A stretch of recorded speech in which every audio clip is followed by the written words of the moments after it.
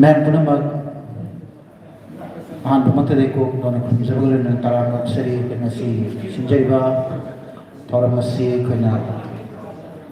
pajabau da bathroom da isekibu matam deki pungkai mu sonta kibasi masih kita mak api gini hai buat musik tangjagi yang segi saya tu pun kamlo tentha saya bagi nifu ba undarap subat segi kimapu kumon thoramasi da bagi tombak takta yang sini kita dapat pada kondisi segi metusi berkopat segi teman kita saya itu kalau saya bagi presiden dan aku itu tahu bagi kita aku nak pemakai kemudian apa orang mau praktik mai ba masih di forum masih di presiden orang yang terpilih ba belum hangkat segi loy na 9 Kentha Jila Parishad की Honorable Jila Parishad Member Ginuni and Shilva Conference masih tahun sejak berapa itu mengenai terkini di mana Kentha Grand Panchayat की Honorable Pradhan Githau Kubir Kai Penjaga Sri Nagen Pradeep Singh akan naba mitunguna masih tahun sejak terkini besar lagi naba namun apa sendiri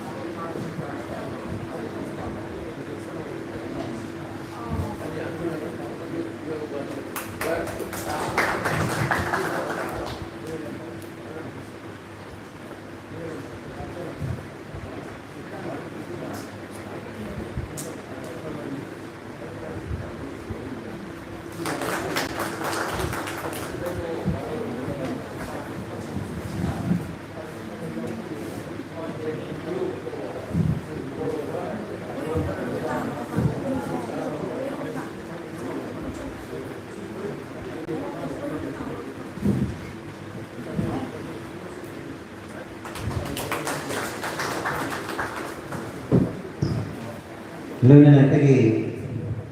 saya bagi members di mereka tegi pengampungan dalam mereka ya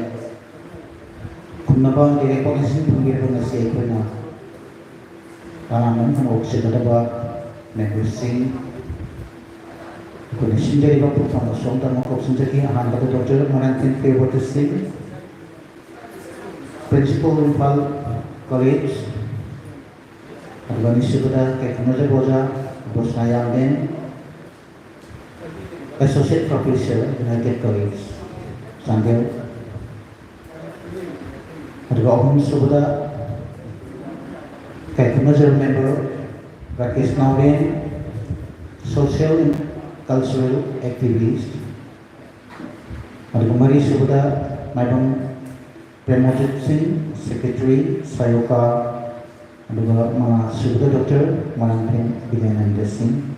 karena sendiri kan sambil tentang langsung dan yang terpilih banyak saja.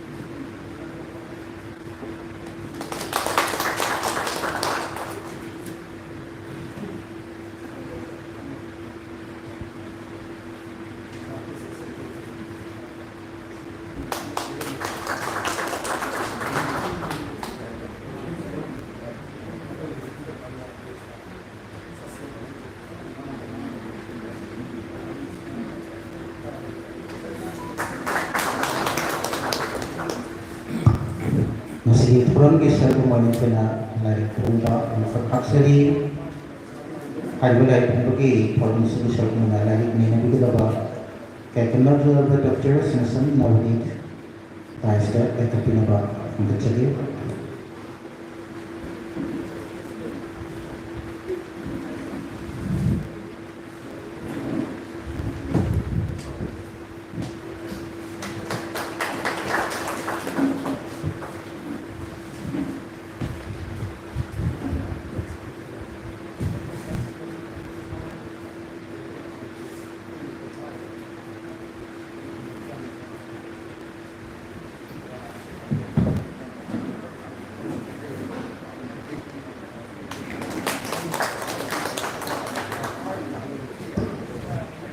orang masih hobi pinabah kita masih kira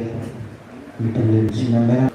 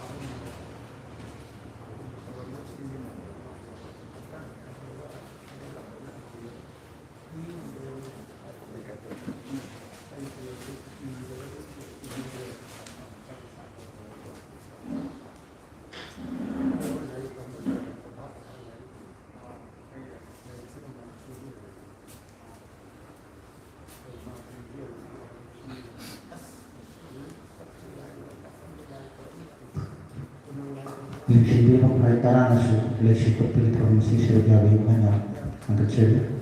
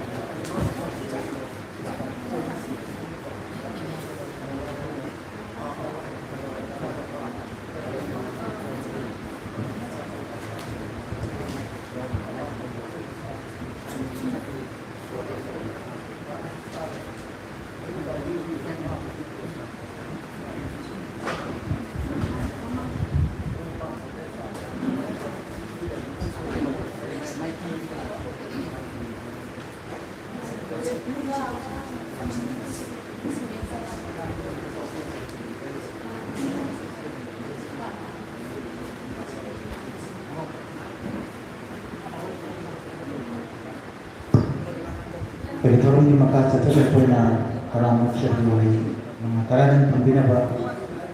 sa akong Center, Joint Secretary Sayo Kago Kofinjeri.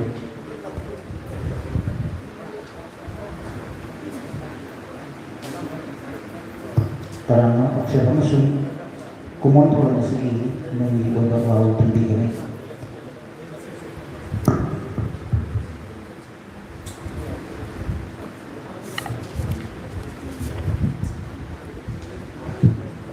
ngasi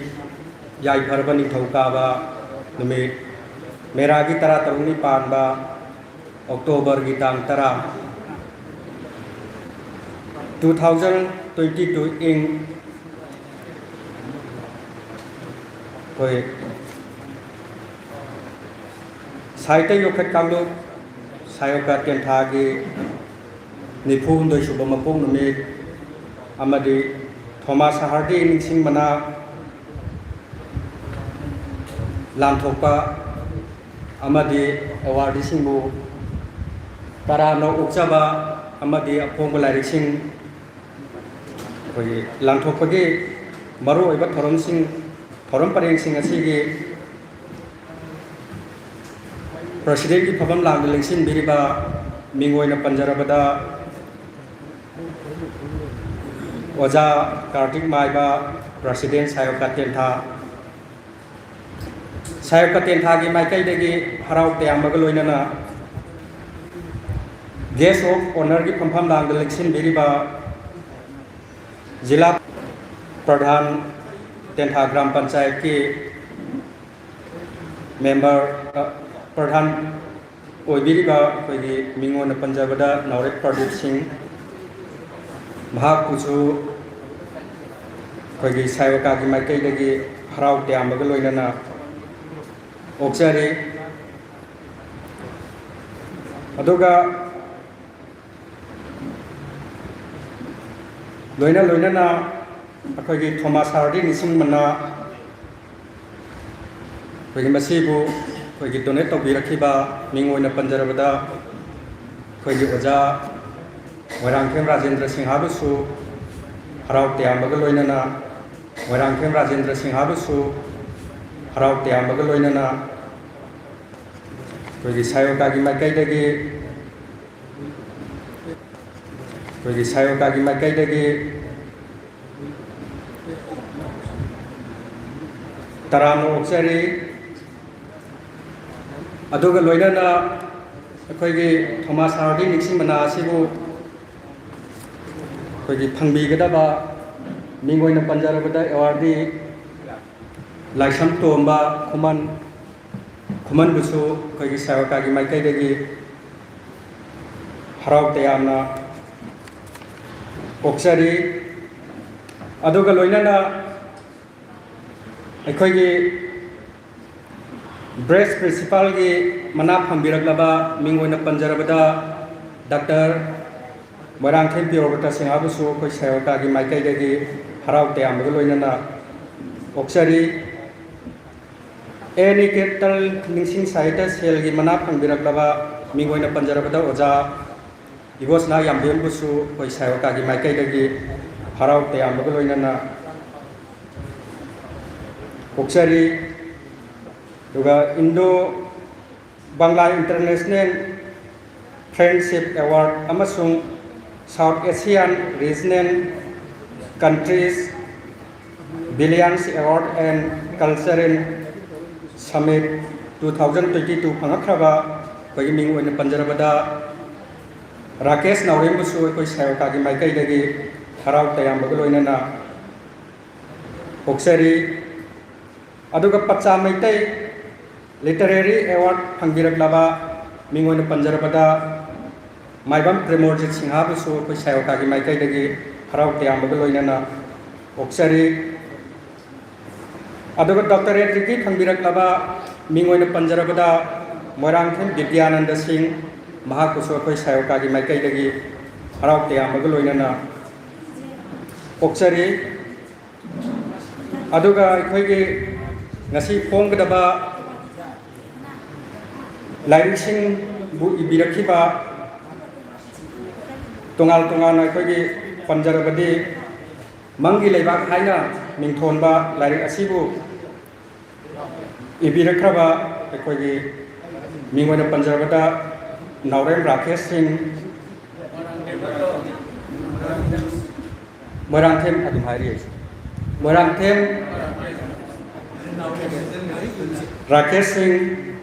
Mahakusoi koi sayaka gi maikai dagi harau tayam bagaloina na oksari aduga Manipuri dramada Khudong Bom Porjendro gi khudol haina mingthonba lairing asibu ibirakpa koi gi Moirangthem Vidyananda Singha Mahakusoi koi sayaka gi maikai dagi harau tayam bagaloina na oksari ai mi amasung taibang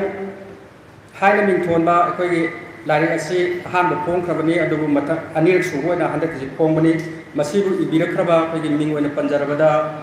koi gi oja Moirangthem Rajendra Singha busu koi gi sayaka gi maikai dagi harau tayam bagaloina na oksari aduga koi gi ngasi gi thoram masaida thawai hakchang yauna lebirakhraba koi gi media gi kangbu sing busu koi sayaka gi maikai dagi harau tayam bagaloina na oksari aduga loina na ngasi gi thoram pareng sing asibu yaudaba yade khaduna isa gi achin ba kaya bu kaithokna lebirakhraba ibabu pamjaba ai ba ibi sing busu koi gi sayaka gi maikai dagi harau tayam bagaloina na oksari aduga khoi gi okja wahai ase matang asida losenjage mathang asidi kandaki khuta sinajage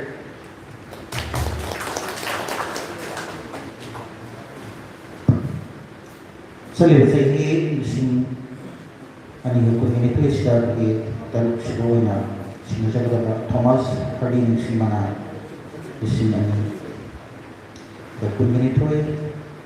bigada ba tobel kai kumajaga begoda lasun bombakuman agama ini ki balai se khaba masum iko pintu tuya aiba asilai sia mana sila tuk se gada beli kai kumajaga Organization Tomakuman Hoji Debule Daista Kusinjaki Ola Daista Kaprigani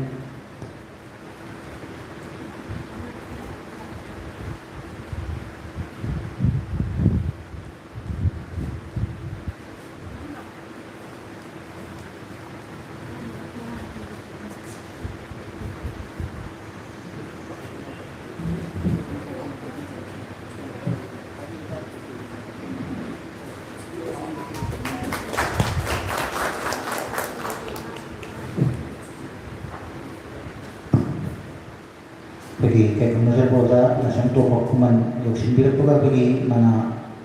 lantuk sana bagi senjata macam masih sana nak bagi kau mana berna bagi sikit Thomas Harding si mana sini ani berkulit tu mana si lantuk kita jadu belum jadi mana si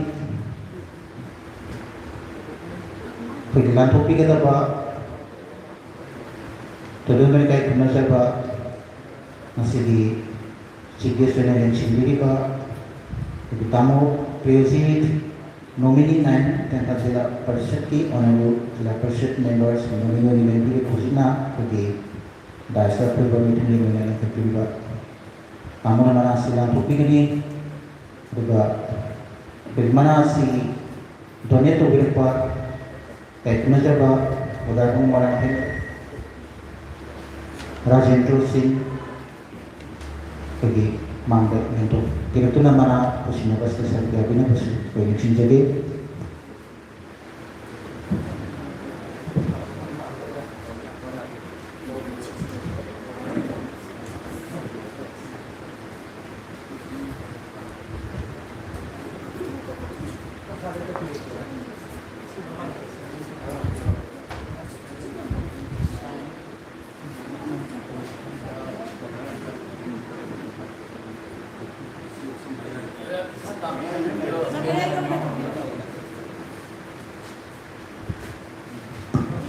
Saya pertama saya katakan pada district Manipur,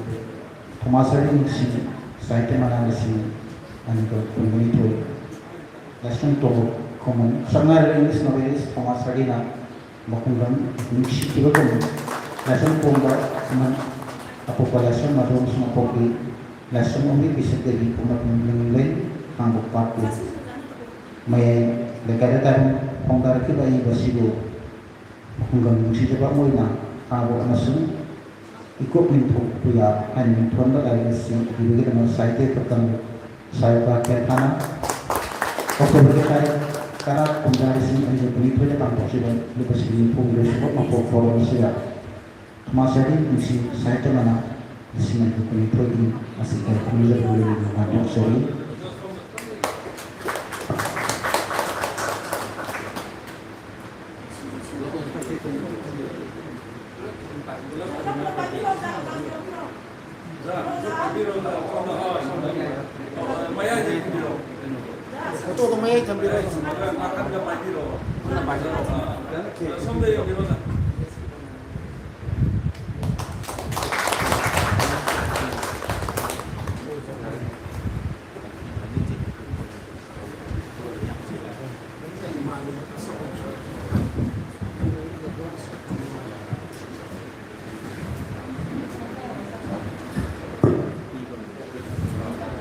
Tolong ni maka secara pasti pergi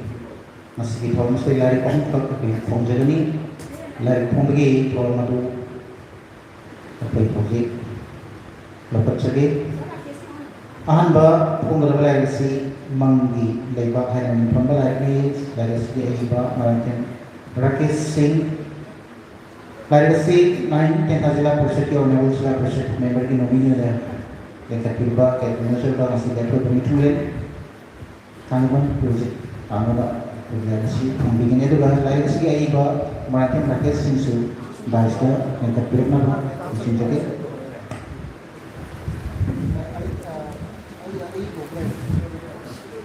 Ay, balaan. Si Joe sa kanong bingo. Baita la pirosa. Sila pa rin. ahan pun yang pembimbing dari segi mangi lepa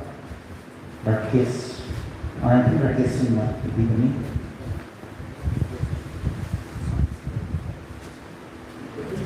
Kalau dia tapi biro, apa yang ada? Tapi juga, ya ya. Siapa biro za? Oza lagi apa?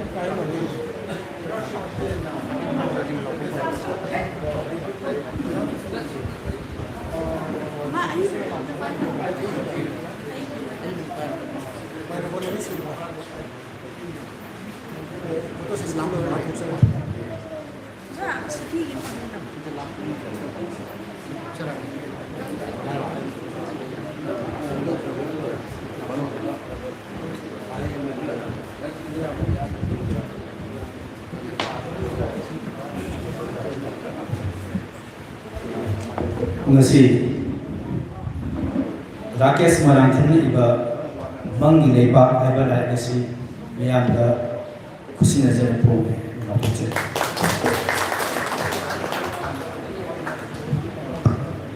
Bagi matanda Pongjagrabal lari kasi Manipuri Dramada Undang Rajendra aiba lari kaduni lari kasi iba Manantip Vidyananda Singh dan setelah itu pilih angkat segi aduga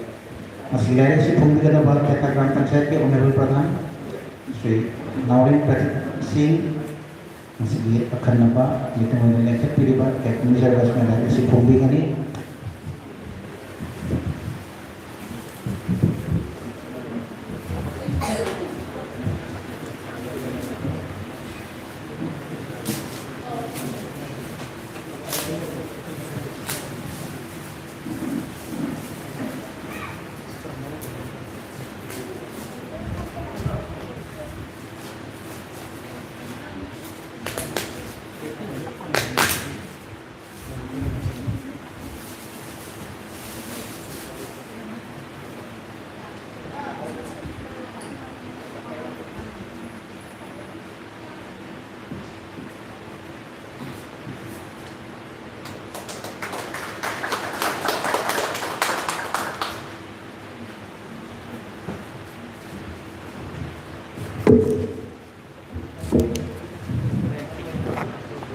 Ngasi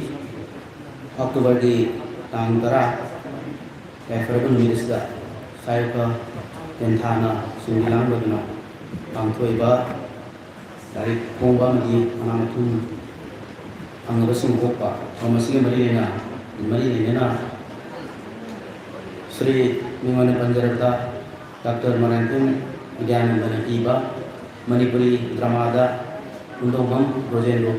Rojendrogi Dul haba lari kasi musili Pongjer yang kesimpan. Aduga bagi Suba punya Pongjagrabal lari kasi mi amasung taibang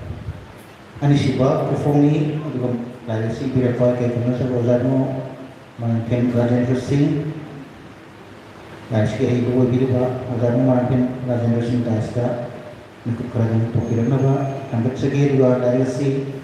saya partisi presiden itu dua tuan si formasi isu presiden dengan kepilih kayak Indonesia prosa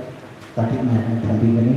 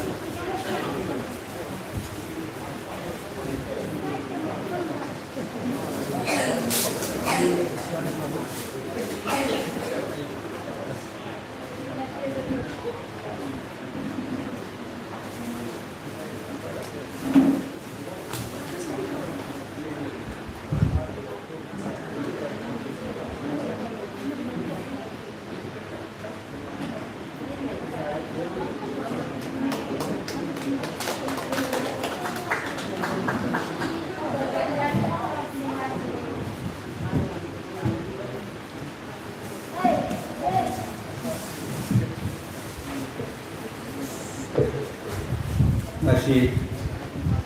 saya kalau di Pulau Jawa maupun orang muda hana ajar jana semua tuapan markuta panda bagi jangan hangga lagi kau na ni masih lagi kau kerbani aduh masih amuk kahana anak suku na miang tu pukul kose aina miang panda lantok saya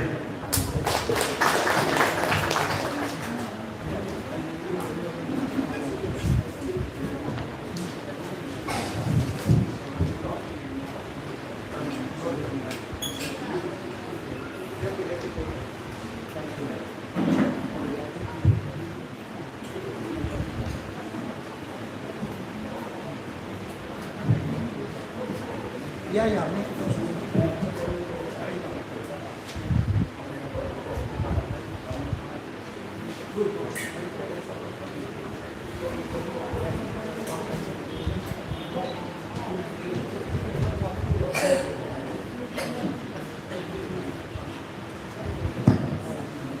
Thomas Hardy Nishimana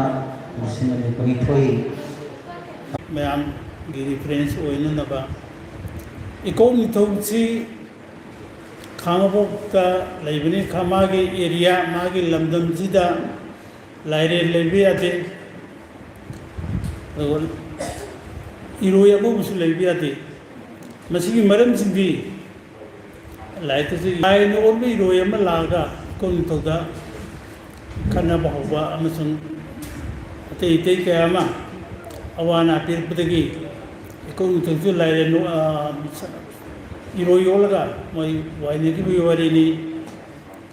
Madna इरोय लाइबे इरोय दो अंगोबनी अंगोबदुना अखोगी Ecom निथौना ओनबी इरोय दुना अखोय अंगोबसिनी Ecom निथौ ngамगिबि दा ngasi phawba खामोते इरोय अंगोब लोइबि यादे लोइरगसु कनागुमना खंग लोइरसे सुम सिगी अदुगा अनी सुबदना okay लाइरे लेबि यादे बे मरमदि खामोके इकोप सिदा मोरागदगी लाई अमना असेंगदा हार मी ओरमने मासि मान मी ओरगा मान पाइबा तासने हे हुनुगुदि थोय बामबदि सिदे यादबा अदुगी खुदोंचाबदु लोन माना मायामसे सुम नैरपुदगी कनागुम खरना माई मंगन कखिए मंगन तुकागा मदि ईदुना फत्रब लाइरे नोलगा मोरांगदगी मथंग मथंग पार्ट सिंगि सम लागे इको पात थिनगी बलाइने द लाइरेंसी इको मिथको यामना कन्ना खन्नब चेनबा फुनब तौरब तुंदा अखोगी सिगी मोरांग पुलिगी मसिन मुस्लिम का ताइनबा सिदा लाइन को जिलाना पुखरी हम लई हजित लईरिबने मसे कोई पंजाब तो दो सी मफम सिदा लाइन से हाथी बदगी खाबो के एरिया दा लाइन तंग बया दबगी बा पियम सी मतम मदुगी होखी अदुग लोरना सोगलिसि तापन जं खैनि थोय खै थोय दो दा फातल नोंग चुरत्रबदा इकोम निथौना अकोई खामोद निथौ बालामी निथौदो खुइसुसु कौई मागी अतोप ममिंग हमने चाव कौई लाइसम चावबा खुइसु वैन खंगनबदि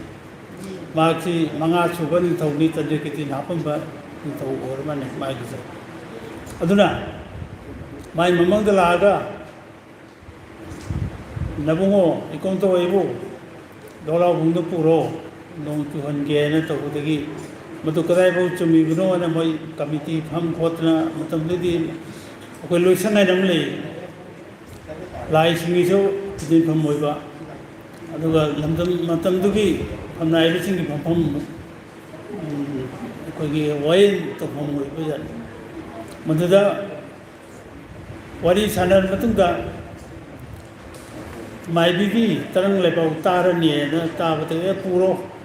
आइन हाइबु पूरे लाइजे पूबदा लाई हराउबा हौरपगी अदोय फौदा जिक साइलु साइजे कन साबजाने अखोजु खंगोय खंगुदि याम चावबु मुक्ते मफम बिचलबुदिते अबो इसामक लाई पुतोको उबोवी खंगोवी मदु फोटो आइडिया मुदु लेजे अदुगा लाई हराउबा मयाई चलपदगी नोंग मतुम बचाम उगी मदगी चुबु नोंगदुने सिंग चाउ थोखी अदुगा मुक मतमदुदा थबान सिगी साइड सिगी ओइना एससी अमले बिररी कवे माना लाई पुरब मतुंगा खामुगे लाइसि अमोना अतोपदा नोंग थितोबि पुबु याररोय आयना माना हाइगिबो माले मदु इच्छा ताहुनते अहंजिन हाइदबने मदुगी मरमदि मी सिंसी अचुंबा चलक्तबा साजर चलुरक्तबा मयामसिना लाइगी कयम पुरोग नोंग चुद्रगदि लाइगी मिंचत मयंग ताबया है मखलम बया है ना होय अदमा तो खल्ले Sebenarnya tong na leibisina aigi lai masasi aidi kaya ito kamuda bani ang wala te polam laki ngasi tara ni umanda telepon si wala sebenarnya na lagi lai itu lagi sayo kana ya wala makigani hai ai lai su tadona sayo ka de lai pi usalite ka mai to buno hai na sum ai khanjab ne sayo ka na to bi sina lai si kauraga nainaba natraga nang lai adu mai khoi si tawre haragadi kanagum bribe chang ku ya ma to bi ya wakal ko musi ya ne khale adu ina natna ai jam surprise hogi bani unwen khang nungai om chu pawi kim law chu pawi simanta na angonda lai chigi ewa lama pibir base ai sayoga bo ma sum sayoga gi leiriba china kwai tibi ko nonghe ten thagachari ujechu bu chu kaujaro matung desu lai inibi wakal thoidar mate ngodo le kan ya ba cha chu le jai ai yam jaja roi ngasi timbi ba kwai kimi ko sigu manasi ai puchi da yam nuai lo jage masum nuai jage matung desu lo bo jage wai kasi thamaga yam kurum jai Babu nanti na target seri juga maka sesuatu poin yang masih di pembentukan lain sendiri di aiba sendiri ada itu sendiri rakyat Semarang mangi debat kaya dari sisi pembentukan lain sendiri aiba rakyat Semarang walaupun pernah tampil debat untuk ceri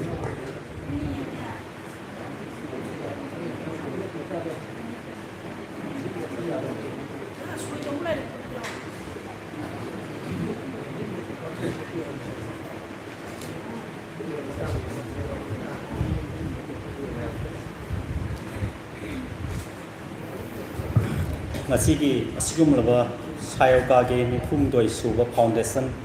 de asigamari lenana pangthok liba thoram pareng sing asigi asigumlaba thoram sing asigi damakta lengsim biriba chief guest president adu guest of honor aduga thoram asibu yauba lakpiriba ahalaman lai guru marupang khwai punopu ahamba maktada ikongno na khurumjari mangi laibak aiba sereng larik asigi ai bagi nungi warol asi ai kono paraga ona izege pakhokcharaga maya waro biroen khanje ai bagi nungi waiba warol che asumna haujage na bidi poklabati si bahai basi laibakta tamlaklabani hinglingaida pungningsda haurakpa wafam adu phongdokpa matamda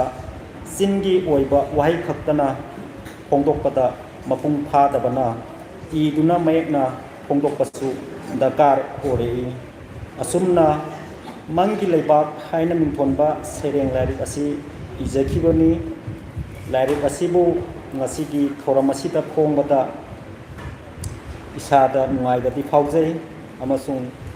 saruk yabiriba ahalaman lai guru marumapang khwai punamapu ipok nona khurumjari amasung hanna thagachari siarega tension jage Juga mulai ni musim tahun ini sibuk pupung kaya segi ibu berada teman-teman berjalan semua pun berada bersama ibu baru ambil apa untuk cari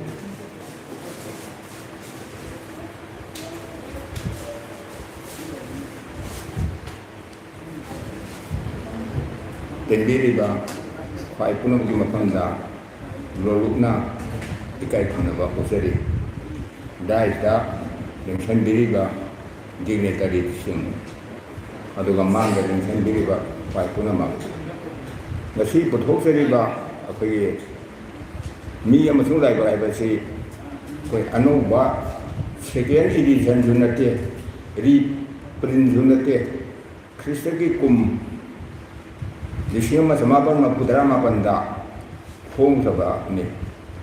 ꯍꯥꯏꯔꯤꯕ ꯂꯥꯏꯔꯤꯛ ꯑꯁꯤꯗ ꯁꯤꯅ ꯑꯩꯍꯥꯛꯀꯤ ꯑꯍꯥꯟꯕ ꯁꯩꯔꯦꯡꯒꯤ ꯂꯥꯏꯔꯤꯛꯅꯤ ꯁꯩꯔꯦꯡ ꯂꯥꯏꯔꯤꯛ ꯑꯁꯤꯗ ꯑꯩꯅ ꯏꯍꯥꯟ ꯍꯥꯟꯅ ꯑꯩꯈꯣꯏꯒꯤ ꯀꯕꯤ ꯁꯝꯃꯦꯂꯟ ꯁꯩꯔꯦꯡ ꯁꯩꯖꯤꯟꯅꯕꯗ ꯑꯩꯈꯣꯏꯒꯤ ꯉꯥ ꯑꯃꯁꯨꯡ ꯉꯥꯒꯤ ꯋꯥꯀꯠ ꯍꯥꯏꯕ ꯑꯁꯤ ꯑꯩꯈꯣꯏ ꯀꯩꯅꯣꯁꯦ ꯄꯥꯊꯣꯛꯆꯈꯤ ꯍꯥꯏꯔꯤꯕ ꯀꯩꯅꯣ ꯑꯅꯤꯁꯤ ꯏꯕꯗꯒꯤ ꯑꯩ ꯁꯥꯏꯗꯒꯤ ꯃꯤꯑꯣꯏꯁꯤꯡꯒ ꯑꯩꯈꯣꯏꯒꯤ ꯇꯤꯟꯅꯖꯔꯛꯏ ꯂꯥꯏꯔꯤꯛ ꯑꯁꯤ ꯑꯩꯅ ꯑꯃꯨꯛ ꯄꯨꯊꯣꯛꯄꯒꯤ ꯃꯔꯝꯗꯤ ꯃꯁꯤ ꯑꯩ ꯑꯅꯤꯁꯨꯕ ꯑꯣꯏꯅ ꯇꯥꯏꯞ ꯁꯦꯇꯤꯡ ꯇꯧꯔꯒ ꯄꯨꯊꯣꯛꯀꯦꯁꯨ ꯈꯟꯗꯦ ꯑꯗꯨꯒ ꯔꯤꯄ꯭ꯔꯤꯟ ꯇꯧꯕꯁꯨ ꯍꯥꯏꯕꯁꯨ ꯌꯥꯗꯦ ꯃꯁꯤꯗꯤ ꯑꯗꯨꯒ ꯀꯩꯅꯣꯁꯨ ꯅꯠꯇꯦ ꯑꯩꯈꯣꯏꯒꯤ ꯁꯦꯀꯦꯟ ꯏꯗꯤꯁꯟ ꯑꯅꯤꯁꯨꯕ ꯐꯣꯡꯁꯨ ꯅꯠꯇꯦ ꯍꯥꯟꯅꯒꯤ ꯀꯣꯄꯤꯗꯨꯗ ꯑꯩꯅ ꯖꯤꯔꯣꯛꯁ ꯇꯧꯕꯅꯤ ꯑꯩꯅ ꯃꯁꯤꯗ ꯌꯦꯛꯏꯕ ꯃꯥꯏꯕꯝ ꯃꯅꯤꯡꯉꯧꯅ ꯀꯣꯚꯔꯗ ꯌꯦꯛꯏꯕꯁꯦ ꯁꯨꯝ ꯌꯦꯡꯕ ꯃꯇꯝꯗ ꯑꯩꯒꯤ ꯍꯛꯆꯥꯡꯒꯤ ꯐꯤꯕꯝꯒ ꯁꯨꯝ ꯃꯥꯟꯅꯔꯛꯄꯁꯤꯗ ꯃꯁꯤꯗꯤ ꯊꯝꯖꯟꯈꯤꯗꯅ ꯈꯜꯂꯤ ꯃꯥꯒꯤ ꯀꯩꯅꯣꯗ ꯑꯩꯈꯣꯏ ꯂꯦꯡꯖꯨꯝꯗ ꯂꯩꯔꯤꯕꯁꯦ ꯑꯩꯒꯤ ꯀꯩꯅꯣꯗꯁꯨ ꯑꯩꯒꯤ ꯁꯤꯒꯤ ꯍꯨꯝꯗꯥꯡ ꯑꯗꯨꯁꯦ ꯀꯩꯗꯧꯉꯩꯁꯦ ꯑꯩ ꯄꯨꯟꯁꯤꯗ ꯐꯨꯟꯕ ꯂꯩꯔꯤꯁꯦ ꯑꯗꯣ ꯁꯤꯗꯩꯗꯤ ꯌꯥꯝ ꯀꯨꯠꯊꯅ ꯂꯩꯕꯁꯦ ꯍꯧꯖꯤꯛꯁꯨ ꯑꯗꯨꯝ ꯂꯩ ꯑꯩ ꯐꯤꯔꯣꯜ ꯂꯧꯊꯣꯛ ꯇꯥꯔꯒꯗꯤ ꯍꯥꯏꯔꯤꯕ ꯃꯁꯤꯒꯤ ꯀꯣꯚꯔꯗ ꯃꯅꯤꯡꯉꯣꯝ ꯌꯦꯛꯏꯕꯁꯤꯒ ꯑꯗꯨꯝ ꯑꯩꯒ ꯃꯁꯤ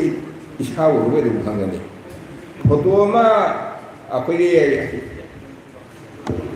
ꯐꯣꯇꯣꯒꯤ ꯃꯈꯥꯗ ꯃꯌꯥꯝ ꯊꯥꯅꯩ ꯃꯥꯅ ꯑꯩ ꯃꯤꯡ ꯊꯥꯅꯩ ꯍꯧꯖꯤꯛꯀꯤ ꯍꯥꯏꯔꯤꯕ ꯑꯩ ꯀꯣꯚꯔꯁꯤꯒꯤ ꯃꯈꯥꯗ ꯑꯩ ꯃꯤꯡ ꯊꯥꯔꯤꯁꯦ ꯐꯣꯇꯣꯁꯤꯒꯤ ꯃꯤ ꯑꯣꯏꯅ ꯂꯧꯕꯤꯕꯁꯨ ꯌꯥꯏ ꯑꯩꯕꯨ ꯑꯣꯏꯅ ꯂꯧꯕ ꯅꯠꯇꯕ ꯐꯣꯇꯣꯁꯦ ꯀꯅꯥꯒꯤ ꯐꯣꯇꯣꯅꯣ ꯍꯥꯏꯔꯗꯤ ꯃꯣꯏꯔꯥꯡꯊꯦꯝ ꯔꯥꯖꯦꯟꯒꯤ ꯐꯣꯇꯣꯅꯤ ꯍꯥꯏꯅ ꯑꯗꯨꯝ ꯌꯦꯡꯕꯤꯔꯁꯨ ꯑꯗꯨꯝ ꯌꯥꯅꯤ ꯑꯗꯒꯤ ꯀꯔꯤꯝꯇ ꯁꯦꯝꯗꯣꯛ ꯁꯦꯝꯖꯤन ꯇꯧꯗ꯭ꯔꯦ ꯑꯗꯣ ꯑꯩ ꯖꯤꯔꯣꯛꯁ ꯀꯣꯄꯤꯅꯤ ꯑꯗꯒꯤ ꯕꯦꯛ ꯀꯣꯚꯔꯗ ꯌꯥꯎꯔꯤꯕꯗꯨꯁꯨ ꯑꯩꯈꯣꯏꯒꯤ ꯐꯣꯇꯣꯁꯤ ꯃꯌꯥꯝꯅ ꯁꯦꯡꯗꯤꯅꯦ ꯀꯥꯏꯅ ꯈꯜꯂꯝꯒꯅꯤ ꯑꯩꯅ ꯁꯦꯡꯍꯟꯗ꯭ꯔꯕꯅꯤ ꯍꯧꯖꯤꯛꯄꯨ ꯑꯩꯅ ꯆꯍꯤ 30 ꯌꯧꯁꯜꯂꯛꯑꯕ ꯃꯔꯐꯨ ꯍꯦꯟꯈꯠꯂꯛꯁꯤꯗ ꯑꯃꯨꯛ ꯐꯣꯇꯣ ꯐꯖꯍꯜꯂꯨꯔꯒ ꯀꯔꯤ ꯇꯧꯔꯅꯤ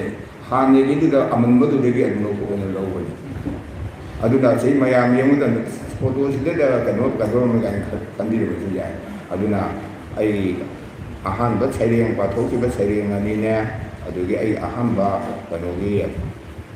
ꯁꯩꯔꯦꯡ ꯂꯥꯏꯔꯤꯛ ꯄꯨꯊꯣꯛꯄ ꯑꯣꯏꯕꯗꯨꯗ ꯑꯩꯅ ꯃꯁꯤ ꯀꯣꯄꯤ ꯈꯔ ꯁꯨꯝ ꯊꯝꯖꯟꯒꯦꯅ ꯖꯤꯔꯣꯛꯁ ꯀꯣꯄꯤ ꯂꯧꯕꯅꯤ ꯃꯁꯤꯗ ꯋꯥꯐꯝ ꯈꯔꯁꯨ ꯊꯝꯖꯔꯒ ꯑꯩ ꯂꯣꯏꯁꯤꯟꯖꯒꯦ ꯑꯄꯨꯟꯕ ꯌꯨꯝꯐꯝꯗ ꯊꯥꯒꯠꯆꯔꯤ ꯃꯊꯪ ꯑꯁꯤ ꯉꯁꯤ ꯐꯣꯡꯈꯤꯕ ꯂꯥꯏꯔꯤꯛ ꯑꯍꯨꯝ ꯑꯁꯤꯒꯤ ꯃꯅꯨꯡꯗ ꯃꯪꯒꯤ ꯂꯩꯄꯥꯛ ꯍꯥꯏꯅ ꯀꯨꯟꯕ ꯔꯥꯀꯦꯁ ꯃꯣꯏꯔꯥꯡꯊꯦꯝꯒꯤ ꯂꯥꯏꯔꯤꯛ ꯑꯁꯤ ꯅꯩꯅꯕꯤꯒꯤꯗꯃꯛ ꯀꯩꯒꯨꯝꯅꯖꯔꯕ ꯗꯣꯛꯇꯔꯁꯤꯡꯅ ꯁꯨꯝ ꯅꯕꯒꯤ ꯇꯧꯁꯤꯟꯖꯔꯤ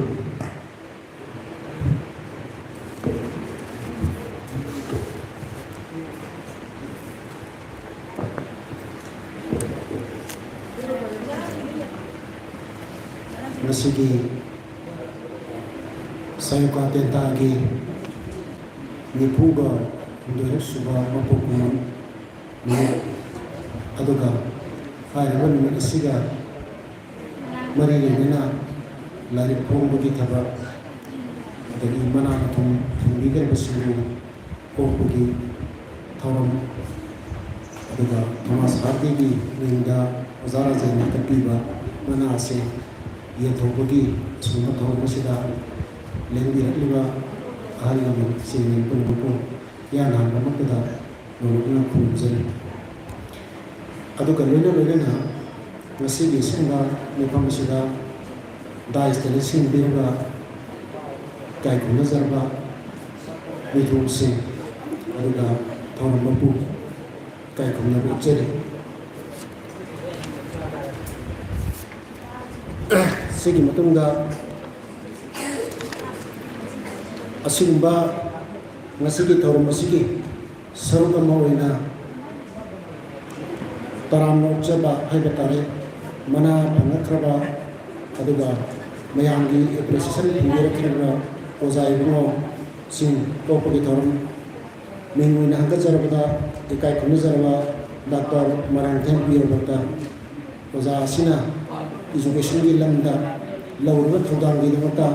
ꯃꯅꯤꯄꯨꯔ ꯁꯔꯀꯥꯔꯅ ꯁꯛ ꯈꯪꯕꯤꯗꯨꯅ ꯕꯦꯁ ꯄ꯭ꯔꯤꯟꯁꯤꯄꯥꯜꯒꯤ ꯃꯅꯥ ꯄꯤꯕꯤꯔꯛꯄ ꯆꯍꯤꯁꯤꯒꯤ ꯑꯣꯏꯅ ꯃꯁꯤꯒꯤ ꯑꯣꯖꯥꯒꯤ ꯄꯣꯛꯄꯒꯤ ꯊꯧꯔꯝ ꯑꯗꯨꯒ ꯂꯣꯏꯅꯅ ꯑꯣꯖꯥ ꯏꯕꯣꯁ ꯔꯥꯌꯥꯝꯕꯦꯟ ꯑꯦꯝ ꯌꯨꯅꯤꯀꯦꯇꯟ ꯅꯤꯡꯁꯤꯡ ꯁꯥꯏꯠꯇ ꯁꯦꯜꯒꯤ ꯃꯅꯥ ꯐꯪꯕꯤꯔꯛꯈꯤꯕ aduga Rakesh Nauren Rakesh Nauren Indo-Bangla International Friendship Award amasung South Asian Regional Countries Brilliance Award pangbirakhiba masida Bartosida and the cultural Smith Haibam Yawi adugi thawam the people around the mali basi manali mamin di around the mali and the cultural Smith Haibam Yawas asi pangbirakhiba aduga Maibam Pramoji Rasa Maitei Literary Award pangbirakhlaba aduga Moirangthem Vidyananda Doctorate Degree pangbirakhlaba Naibumosing asi Popudi thawam asigi saruk amoina hariba ojasin asina asumba minchachin ase warakiba asida harau tayambaga pongtok sebagolena aigi magai begisu ojasin ko kai kunasaba masu ojasin sina sumba kai kunasaba ase pangpogini matta harau tayamba pongtok seni masigi mathanda ngasigi lari phongbiriba aduga Lairik ama phongba damak mana phangbiraba oja laisam to makhuman mangi seigi aiba oja Moirangthem Rakesh aduga pungdong bam Manipuri drama to pungdong Brojendra gi khudol ibiba Moirangthem Vidyananda Singha mi amasung taibang ani suba phongba oja Rajen punamakosu amukana aigi bagedegi kai kuno buchen aduga loina na lengbireba punamak suk na samjanjare asumba ngasiri tharumasida aingoda sinabibase mangi leiba aiba Rakesh Moirangthem na phongba lairasigi maramda wahaudo kasitang isi haidana oja kartina ningjang birakpani ado atai ngasigi tharumsi mi taraga lithoini kona daista ukalibase masina maram oidana matamgi time constraint asam leigeda maram oidana Lairik ani adik madugi naina bayawra aduga haiba lairik si katang naina si haina ningjang lairik si aina naina ba haijaba tare sunna masak maming khara ta ozagi lairik ma phongi haiba si katane aina haija do sisu maramdi ozara zenga oza kartana matam ji yamna lodana ba aingonde advice to bibi madu matungina tawjege yanan bada aina lairik maramda haija de mamangda lamdam masunggi lamyamba seperti heavyweight ani insendra lebiri ojapi urta aduga oja bosna yang ben al ani sidi mamangda warna baja se aruba man al ani bu arjuna do kurumba lam sanunda do kurumba do maina wakti tawjira aduga makasa tasik ainan mapung maina tawjaga do laik si Rakesh Moirangthem mangi leiba asi adubu atopa lairik ambasu ngasi thongi tasingna oja Rajen gi lairik sidi oja Rajen gi mayam ju khangbire lairik ki maranda kaya ngang tabire oja gi di lokotargasu anauba phonga lairik ani sidi punchi gi hanba lairik phongo do karam tawguno kari tawguno haibana maram oi karam tawguno haiba koi thamoi da phawgi hul masidi ikoi da nungaiba adudi harauba masigi kapningba kari awana mayam digi sen mayam laibunina masu lai ani se masigi maramda amsigi yang natrasu wahi amani dasu wahi jarange magi wahu doksidasu asunna bibiri maramadana aina kantopo ngam jaroi dore lairik mapunganya na dore lairiksna konjage horen sentesa amani dang haiba maning da haiba do fajararo aina tawjabani ai bagi dagi Moirangthem Vidyananda Nari matang kuinagi mamangdai khan ki bawa kalam na khar thamoi nungda phumduna dumalati adubu noma saite ki tharum amada ai gi baba ga mena wangjing da chali mafamdu da ai na yamma ki na lu na khanjaba yamba doctor sana tham na badinna ai wonda haibira kudagi na ki nei na warenga do phong na ba tawsi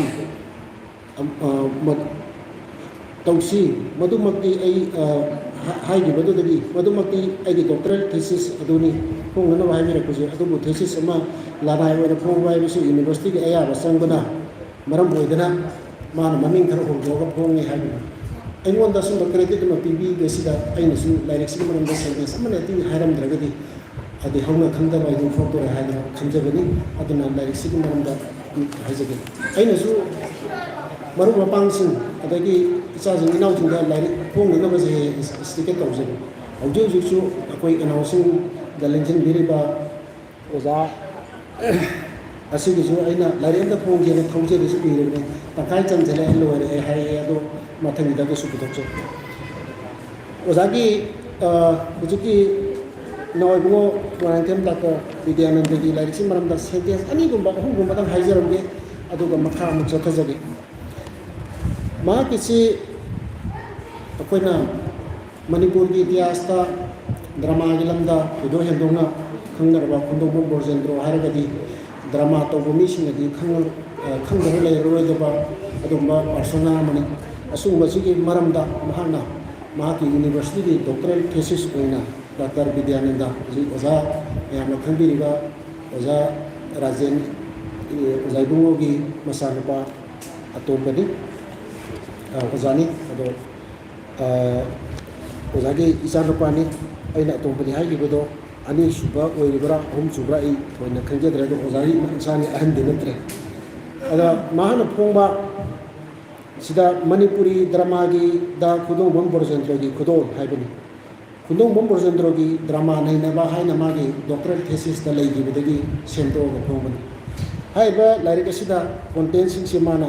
theatre ꯍꯥꯏꯕꯁꯤ ꯀꯔꯤꯅꯣ drama ꯍꯥꯏꯕꯁꯤ ꯀꯔꯤꯅꯣ theatre ꯑꯁꯤ ꯀꯔꯝꯅ ꯍꯧꯔꯛꯈꯤ drama ꯑꯁꯤ ꯀꯔꯝꯅ ꯍꯧꯔꯛꯈꯤ ꯊꯤꯌꯦꯇꯔꯁꯤꯒꯤ ꯃꯈꯜ ꯑꯃꯁꯨꯡ ꯗ꯭ꯔꯃꯥꯁꯤꯡꯒꯤ ꯃꯈꯜꯁꯤꯗ ꯃꯍꯥꯛꯅ ꯃꯥꯒꯤ ꯆꯦꯞꯇꯔ ꯋꯥꯏꯁ ꯈꯥꯏꯗꯣꯔꯛꯄꯗ ꯔꯣꯃꯥꯟꯇꯤꯛ ꯗ꯭ꯔꯃꯥ ꯑꯗꯒꯤ ꯁꯤꯝꯕꯣꯂꯤꯛ ꯗ꯭ꯔꯃꯥ ꯀꯔꯥꯏꯕ ꯀꯧꯏ ꯑꯦꯛꯁꯄ꯭ꯔꯦꯁꯅꯤꯁ ꯀꯔꯥꯏꯕ ꯀꯧꯏ ꯑꯦꯛꯁꯇꯦꯟꯁꯤꯌꯦꯂꯤꯁ ꯗ꯭ꯔꯃꯥ ꯀꯗꯥꯏꯕ ꯀꯧꯏ ꯍꯥꯏꯕꯅꯆꯤꯡꯕ ꯑꯁꯨꯝꯕ ꯗ꯭ꯔꯃꯥꯁꯤꯡꯒꯤ ꯃꯈꯜꯗ ꯃꯍꯥꯛꯅ ꯃꯥꯒꯤ ꯂꯥꯏꯔꯤꯛꯁꯤꯗ ꯏꯔꯤ ꯑꯗꯨꯒ ꯂꯣꯏꯅꯅ ꯕ꯭ꯔꯣꯖꯦꯟꯗ꯭ꯔꯣꯅ ꯃꯥꯒꯤ ꯄꯨꯟꯁꯤꯗ ꯇꯧꯔꯝꯕ ꯊꯕꯛꯁꯤꯡ ꯃꯥꯅ ꯗ꯭ꯔꯃꯥꯒꯤ ꯂꯝꯗ ꯂꯧꯔꯝꯕ ꯊꯕꯛꯁꯤꯡ ꯍꯥꯏꯔꯤꯕꯁꯤꯡ ꯑꯁꯦ ꯃꯁꯤꯒꯤ ꯃꯌꯥꯝꯁꯤ ꯀꯨꯞꯅ ꯅꯩꯅꯕ ꯂꯥꯏꯔꯤꯛ ꯑꯩꯈꯣꯏ ꯄꯨꯝꯅꯃꯛꯅꯁꯨ ꯈꯪꯉꯦ ꯗꯣꯛꯇꯔꯦꯜ ꯊꯦꯁꯤꯁ ꯑꯃ ꯍꯥꯏꯕꯁꯤꯗꯤ ꯀꯅꯥꯒꯨꯝꯕ ꯄꯥꯔꯁꯣꯅꯥ ꯑꯃꯅ ꯀꯅꯥꯒꯨꯝꯕ ꯒꯥꯏꯗ ꯑꯃꯒꯤ ꯃꯈꯥꯗ ꯄ꯭ꯔꯣꯐꯦꯁꯔ ꯑꯃꯒꯤ ꯃꯈꯥꯗ ꯃꯗꯨꯒꯤꯗꯨ ꯀꯨꯞꯅ ꯊꯤꯖꯤꯟꯗꯅ ꯀꯔꯤꯒꯨꯝꯕ ꯍꯤꯔꯝ ꯑꯃꯗ ꯆꯦꯞꯇꯔꯥꯏꯁ ꯇꯧꯗꯅ ꯃꯗꯨꯒꯤꯗꯨ ꯅꯩꯅꯗꯅ ꯈꯣꯠꯇꯅ ꯌꯥꯝ ꯂꯤꯁꯥꯡ ꯁꯤꯠꯅ ꯇꯧꯔꯒ ꯄꯨꯊꯣꯔꯛꯄꯅ ꯃꯔꯝ ꯑꯣꯏꯗꯅ ꯑꯁꯤꯒꯨꯝꯕ ꯂꯥꯏꯔꯤꯛꯁꯤꯡ ꯑꯁꯦ ꯍꯤꯔꯝ ꯈꯨꯗꯤꯡꯃꯛꯇ ꯀꯦꯃꯤꯁꯇ꯭ꯔꯤꯒꯤ ꯑꯣꯏꯔꯁꯨ ꯐꯤꯖꯤꯛꯁꯀꯤ ꯑꯣꯏꯔꯕꯁꯨ ꯑꯩꯈꯣꯏꯗ ꯌꯥꯝꯅ ꯀꯥꯟꯅꯔꯕ ꯍꯥꯏꯗꯤ ꯐꯥꯏꯟꯗꯤꯡ ꯃꯌꯥꯝ ꯑꯃ ꯄꯨꯊꯣꯔꯛꯄꯗꯣ ꯃꯗꯨꯅ ꯃꯔꯝ ꯑꯣꯏꯗꯅ ꯗꯣꯛꯇꯔꯦꯜ ꯊꯦꯁꯤꯁꯇ ꯌꯨꯝꯐꯝ ꯑꯣꯏꯕ ꯂꯥꯏꯔꯤꯛꯁꯤꯡ ꯑꯃꯁꯨꯡ ꯊꯦꯁꯤꯁ ꯃꯁꯥꯃꯛ ꯑꯁꯦ ꯃꯁꯤꯁꯨ ꯃꯃꯜ ꯑꯇꯥꯡꯕ ꯑꯣꯏꯅ ꯂꯧꯅꯕꯅꯤ ꯑꯁꯤꯒꯨꯝꯕ ꯗꯣꯛꯇꯔꯦꯜ ꯊꯦꯁꯤꯁ ꯑꯁꯦ ꯌꯨꯅꯤꯚꯔꯁꯤꯇꯤꯒꯤ ꯀꯥꯆꯤꯟ ꯑꯃꯗ ꯇꯥꯗꯅ ꯂꯩꯒꯗꯧꯕꯗꯣ ꯁꯥꯇ꯭ꯔ ꯈꯛꯇꯅ ꯈꯪꯉꯒ ꯇꯧꯒꯗꯧꯕꯗꯣ ꯑꯩꯈꯣꯏ ꯄꯥꯕ꯭ꯂꯤꯛ ꯗꯣꯃꯦꯟꯗ ꯃꯁꯤ ꯄꯨꯊꯣꯔꯛꯇꯅ ꯑꯁꯤꯒꯨꯝꯕꯁꯦ ꯀꯔꯝꯍꯥꯏꯅ ꯇꯧꯏ ꯍꯥꯏꯕꯅꯆꯤꯡꯕꯁꯤꯡ ꯑꯁꯦ ꯗ꯭ꯔꯃꯥ ꯍꯥꯏꯁꯦ ꯀꯔꯤꯅꯣ ꯀꯗꯥꯏꯗꯒꯤ ꯍꯧꯔꯛꯏ ꯑꯁꯤ ꯀꯔꯤ ꯃꯈꯜꯅꯣ ꯍꯥꯏꯕꯁꯦ ꯑꯩꯈꯣꯏꯗ ꯃꯁꯤ ꯐꯪꯍꯟꯕꯤꯕꯁꯦ ꯑꯩ ꯌꯥꯝ ꯃꯃꯜ ꯌꯥꯝꯅ ꯑꯌꯥꯝꯕꯅꯤ ꯍꯥꯏꯅ ꯈꯟꯖꯕ ꯑꯗꯨꯅ ꯃꯔꯝ ꯑꯣꯏꯗꯅ ꯄꯟꯗꯕ ꯉꯝꯖꯗꯗꯅ ꯇꯧꯒꯅꯤ ꯍꯥꯏꯔꯤꯕ ꯂꯥꯏꯔꯤꯛ ꯑꯁꯤꯗ ꯑꯣꯖꯥ ꯈꯨꯟꯗꯣꯡꯕꯝ ꯕ꯭ꯔꯣꯖꯦꯟꯗ꯭ꯔꯣꯁꯦ ꯁ꯭ꯇꯦꯖ ꯗ꯭ꯔꯃꯥ 19 ꯑꯗꯒꯤ 19 ꯔꯦꯗꯤꯑꯣ ꯗ꯭ꯔꯃꯥ 19 ꯁꯨꯃꯥꯡ ꯂꯤꯂꯥ 9 ꯑꯗꯒꯤ ꯔꯦꯗꯤꯑꯣ ꯁꯦꯔꯦꯜ 3 ꯃꯊꯛꯇ ꯏꯈ꯭ꯔꯕ ꯑꯩꯅ ꯁꯣꯔꯠ ꯀꯠ ꯇꯧꯖꯕꯅꯤ ꯑꯗꯨꯒꯨꯝꯕ ꯅꯤꯄꯥ ꯑꯃꯅꯤ ꯃꯍꯥꯛꯀꯤ ꯃꯔꯝꯗ ꯑꯣꯖꯥ ꯕꯤꯗ꯭ꯌꯥꯅꯟꯗ ꯍꯧꯖꯤꯛꯀꯤ ꯗꯣꯛꯇꯔ ꯕꯤꯗ꯭ꯌꯥꯅꯟꯗ ꯍꯥꯏꯕ ꯇꯥꯔꯦ ꯑꯩꯒꯤ ꯏꯅꯥꯎ ꯑꯁꯤꯅ ꯏꯕꯅꯤ ꯑꯁꯨꯝꯕ ꯂꯥꯏꯔꯤꯛ ꯑꯁꯦ ꯃꯁꯤꯒꯤ ꯃꯔꯝꯗ ꯑꯩꯅ ꯃꯅꯨꯡꯗ ꯆꯪꯁꯤꯟꯖꯔꯔꯣꯏ ꯃꯌꯥꯝꯅ ꯑꯁꯨꯝꯕ ꯂꯥꯏꯔꯤꯛ ꯑꯁꯤ ꯄꯥꯔꯒ ꯃꯁꯤ ꯁꯦꯜ ꯇꯤꯡꯅ ꯅꯝꯖꯔꯤꯕꯁꯦ ꯃꯁꯤꯗ ꯌꯥꯎꯔꯤꯕꯁꯤꯡꯁꯤ ꯈꯪꯉꯒ ꯄꯨꯝꯅꯃꯛꯁꯤ ꯑꯩꯈꯣꯏꯅ ꯉꯁꯥꯏꯗꯒꯤ ꯂꯝꯗ ꯆꯪꯁꯤꯟꯕ ꯃꯇꯝꯗ ꯃꯁꯤꯒꯤ ꯅꯣꯂꯦꯖ ꯑꯁꯤ ꯌꯥꯎꯅ ꯆꯪꯁꯤꯜꯂꯒ ꯀꯔꯤꯒꯨꯝꯕ ꯀꯥꯟꯅꯕ ꯈꯔꯗꯪ ꯐꯪꯉꯕꯗꯤ ꯑꯁꯤꯒꯨꯝꯕ ꯏꯅꯥꯎ ꯑꯁꯤꯅ ꯄꯨꯊꯣꯛꯆꯔꯤꯕ ꯂꯥꯏꯔꯤꯛ ꯑꯁꯦ ꯃꯁꯤꯒꯤ ꯃꯃꯜ ꯍꯟꯖꯤꯜꯂꯦ ꯍꯥꯏꯅ ꯂꯧꯖꯒꯗꯧꯔꯤꯕꯅꯤ ꯄꯨꯝꯅꯃꯛꯅ ꯌꯨꯝꯗ ꯃꯇꯝ ꯉꯥꯏꯍꯥꯛ ꯑꯣꯏꯔꯁꯨ ꯀꯥꯏꯊꯣꯛꯄꯤꯌꯨ ꯍꯥꯏꯕꯁꯤꯅ ꯂꯥꯏꯔꯤꯛ ꯑꯁꯤꯒꯤ ꯃꯔꯝꯗ ꯍꯥꯏꯕꯁꯤꯡꯗꯨ ꯑꯗꯨꯒ ꯑꯅꯤꯁꯨꯕꯗ ꯔꯥꯀꯦꯁ ꯃꯣꯏꯔꯥꯡꯊꯦꯝꯒꯤ ꯂꯥꯏꯔꯤꯛꯁꯦ ꯃꯁꯤꯒꯤ ꯃꯔꯝꯗꯗꯤ ꯑꯩꯉꯣꯟꯗ ꯀꯔꯤꯒꯨꯝꯕ ꯈꯔꯗꯪ ꯍꯥꯏꯅꯅꯕ ꯁꯤꯟꯅꯕꯤꯕꯅꯤ ꯍꯥꯏꯔꯤꯕꯁꯤꯒꯤ ꯃꯔꯝꯗꯁꯨ ꯑꯩꯉꯣꯟꯗ ꯁꯤꯟꯅꯕꯤꯕ ꯃꯇꯝꯗ ꯃꯇꯝꯁꯦ ꯌꯥꯝꯅ ꯇꯦꯟꯅ ꯃꯤꯅꯤꯠ 13-15ꯗ ꯂꯣꯏꯁꯤꯟꯅꯕ ꯇꯧꯕꯤꯕꯅꯤ ꯍꯧꯖꯤꯛꯀꯤ ꯂꯥꯏꯔꯤꯛ ꯑꯃ ꯃꯃꯥꯡꯒꯤ ꯂꯥꯏꯔꯤꯛꯁꯤꯒꯤ ꯃꯔꯝꯗ ꯑꯣꯖꯥ ꯀꯥꯔꯇꯤꯛꯀ ꯑꯣꯖꯥ ꯔꯥꯖꯦꯟꯒꯅ ꯑꯩꯉꯣꯟꯗ ꯄꯤꯔꯨꯔꯅꯨ ꯍꯥꯏ ꯃꯁꯤ ꯉꯥꯡꯉꯒ ꯃꯇꯝ ꯂꯧꯈ꯭ꯔꯅꯤ ꯍꯥꯏꯅ ꯑꯗꯣ ꯑꯗꯨꯛ ꯌꯥꯝꯅ ꯀꯤꯅ ꯇꯧꯔꯒ ꯑꯩ ꯃꯇꯦꯛ ꯈꯔ ꯄꯜꯂꯒ ꯃꯇꯝꯁꯤ ꯈꯤꯇꯪ ꯂꯧꯖꯔꯤꯕꯅꯤ ꯑꯗꯨꯅ ꯋꯥꯔꯧꯕꯤꯕ ꯌꯥꯗ꯭ꯔꯦ ꯑꯗꯣ ꯍꯧꯖꯤꯛꯇꯤ ꯍꯥꯏꯔꯤꯕ ꯂꯥꯏꯔꯤꯛ ꯑꯁꯤꯁꯨ ꯃꯊꯪꯒꯤꯁꯤꯁꯨ ꯃꯅꯨꯡ ꯃꯊꯥ ꯀꯔꯤ ꯈꯔ ꯄꯜꯂꯒ ꯑꯗꯨꯝ ꯇꯣꯛꯆꯒꯦ ꯂꯣꯏꯁꯤꯟꯖꯒꯦ ꯑꯩ mayam sidaiga mi taraga ni thoni koi dais tang asi le semasi mot khasi khasi loin mu thambi ni gani maram maduna hari ba sungu loin mu nang na ba aga sap pa su kharang na sap ya na ba ai yam tension jaki lairi ka sigi mamin mayam ge khutta su leibire ai na haidra su mayam na thangbire ta bodang gi lairi sigi maram da kari ba khar haida ba mi mu oira banina khutta leire haidra su panda ya da bagi panjabani lairi sigi mamin mangi leiba kawi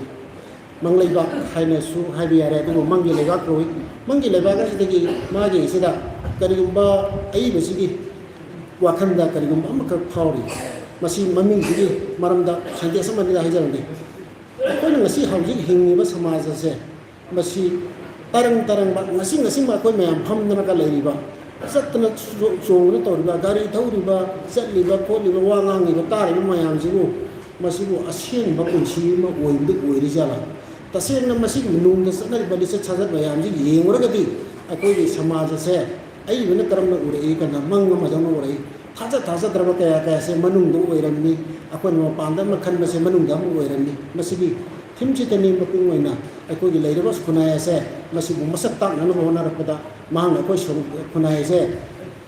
writer asi kabi sigi miyeng degi serang sairang masi miyeng degi mangna bagum no orei masibi ni an tos serang iba natraga wareng iba haba sumtagu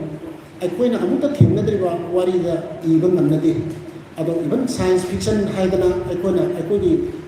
संसार से लेरिबा वारी सिदगी टोपी हाइना खलिबा वारी सिंग असिबावदा इबा मतंदा माकी वारी दी अकोई समाज दा थोइबा वारी सिदगी सेमगलगा मदुगी reverse नद्रगना ओइबे याबा ओइदबा याबा खरा थोको सिंग तो सेमजन साजलगा इबा नातनी अकोइना ngasi hingiba bunchi अकोइना चनैबा से मसिगी मपानदा कनागुमतना करिगुमते इबा ngamde हाइसे अखंग आइ सिंगना निंजिंग बिबा पोले अदो हौजु मंगी लेबा कहरिबा लाइक असे सायोकान फोंबी बनी अदुगा पेज 60 गा 5 वाली अदुगा मसी बेंगोली की सर कत्तदनी ए थिजरी से अदुगा असेंग बलारी गसिददी अतोपा अनदर 65 अमगा कॉन्टेस्ट ने चिंगा खरगा हापसे लगा मसीदगी खरे है नचावी मसी लारी के बोलम आई बना करी लखलिबा हाबे सिदंगा सेते समनी दम पंजगे आई बगी थीम एंड इशू मान लखलिबा से थीम ओइगद्रा नद्रा इशू ओइगद्रा मागे आटा केनर सु पुन्ने ता जंजरिया यहाँ बदा ओजा मरांगकेम राकेश ने लोकट पीरी बसे इन्वायरमेंट इशू सिंग अकोगी अकोइबे थोइबा इन्वायरमेंट मसल लपगी अदगी फचल लतबगी मसिग इशू नि मसिग सेरे नसे यकाई रोल पेज नंबर 40 गा 5 प्रकृति की दमा पेज नंबर 50 अदुगा अयिंबा पेज नंबर 50 गा 7 हाय बसिंग जे मसि इन्वायरमेंट इशू गा मरि लेनबा सेरेंग सिंग अदुगा नुंसिनिंगोंदा युम्फम होइबा सेरेंग खरसु याउरी सुमथांगी थाजा पेज नंबर 1 असाइबे कुंदो परेंग मैकै सेनु असिना सिंबा अदुगा प्रकृति की फजबबु सिंथारगा इबा अकोइना सु ngaloi कबि सि ओइबेगी अस अकोइ चिंपा तुरेंग जिंजी उरगा मदुदगा मदु खक्कदा कोइना सेरेंग इगे तबु खलमि मरम मदुना मदु बा नेचर दा तौबो सेरेंग जिंजना यामा हाना लेरमबनी अदो हुजिकि मतमदा असुबा सेरेंग जो दम चतरी अदु नाकन अतै अतै हिरम द याम चंचन लगी बना मरो मैदना प्रकृति की मरम दा इयो सेरेंग सिदि हुजिकि मतमदा दि हंधरा अबनी अदो अहिंग बताइबम पाल अखोगी पृथ्वी हैबसे प्रकृति की फजबबो सिंथाजबा सेरेंगनी अदुगा मथंगा पुंची की खोंचत का मरी लेनबा अखोगी लाइफ जर्नी हैब तारे पुंची चेंजे लोइदनी मपू की सिंथा पुंची तेलंगा हरिबा सेरेंग से मसिना अखोगी पुंची की खोंचत हाय तारे मसिग मरी लेनबा सेरेंग जिंगी अदुगा अतोपा खोंथांग पेज नंबर 24 धर्म की मरमदा 54 अदगी सिंचेप स्टी सतुक मिनसी हाइबने सिंबा सेरेंग सिना इंटीग्रिटी का मरी लेनबा इश्यूसिंग का मरी लेनबा सेरेंग ने अदुगा अतोपा मना शांति का मरी लेनबा सेरेंग खरसु याउरी अखोगी खोलाव पेज नंबर 26 शांति की लामी 31 मिस्टिक अदे अखोगी धर्म दा लुपसनबा धर्म का मरी लेनबा ईश्वर बु कौजबा ईश्वर की मरमदा मधु यामने यौसनबा नत्रगा यौसनदबै तोगा ईश्वर का मरी लेनबा सेरेंग मसु याउरी जगत की मपू है ईश्वर अदुगा ओट हाइबगद्रा अखोइना कनागुंबा मी मगी नत्रगना लैरांग अमगी नत्रगना करिगुंबा मफम अमगी मरमदा खरा सैथादना इबा अदुगुंबा सेरे मखन खरा याउरी इम्फाल शहर अमंगलों मंगी लेबा असिना Simba सिंसिनी ado masigisida akoina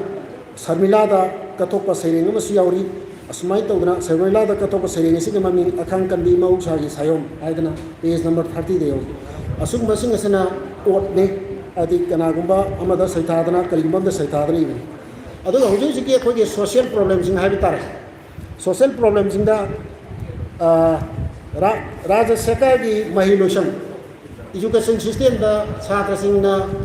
Tauri Bomo, Ozasing na Tauri Bomo, Adoga Sarkar gi Loshan Singha Karamna Lairik Tami, Ivan Simbasing Jay Masik Maramda, Adagi Laibaki economy gi Maramda Serengama Yawi, Amasi Ma, Adagi Bharat Imagi Joy, page number 38 Masina Imalevang Ba Sereng. Asumna makal makakaya atai kharaga punjal laga ozagi sereng si sembani ada ozagi sereng da kitang mayamna lokon na ba issue dagi kitang extraordinary oba amani ka yawi maduma exception ni na panjaram ge extraordinary oba sereng da laiba ki economy system ai sereng iba habi sumuk ko ko na thot pomeng ba dagi miyo dagi moral gi maram de ira basu atai singsidai ko na kayam thengna basu ozagi sida page number 48 oibo male laiba ki economy system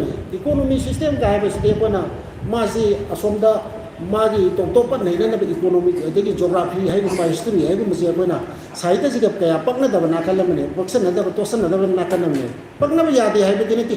adu bodu da mana laiba ki economy system hai ne sereng ni si anobani sereng phajaba ne tara phajada sereng oibo oidagna atopam di mana local issues economy system sereng irakpani adagi raja sarkar gi mahiloshan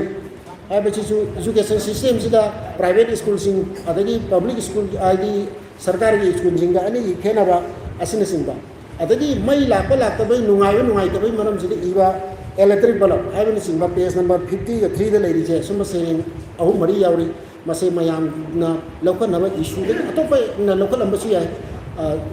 ai experience da masih arno ba tim jingle apa ta seri ni isi maka da masina dum ai no sanjage aduga ozada han da seri ibenina ozada ketan aina lairi asi pajaru buda thenarpa aina lairi seri ngi lairi sing phong ba sing da thenarpa experience sing de yenga seri ngi sikam da mu to buzano kari da buzano haibedi hinch basa mamamta da pijaram ge kari gina ai kanda ozana hanasu pa khalli ramani pabi ramani ado makha iba kanda eko mem changchen ni na ba yana ba mamang changchen ba yana ba ginam ta kon seri ngai ba si ko na wai kara matang makha on tho ga thamaga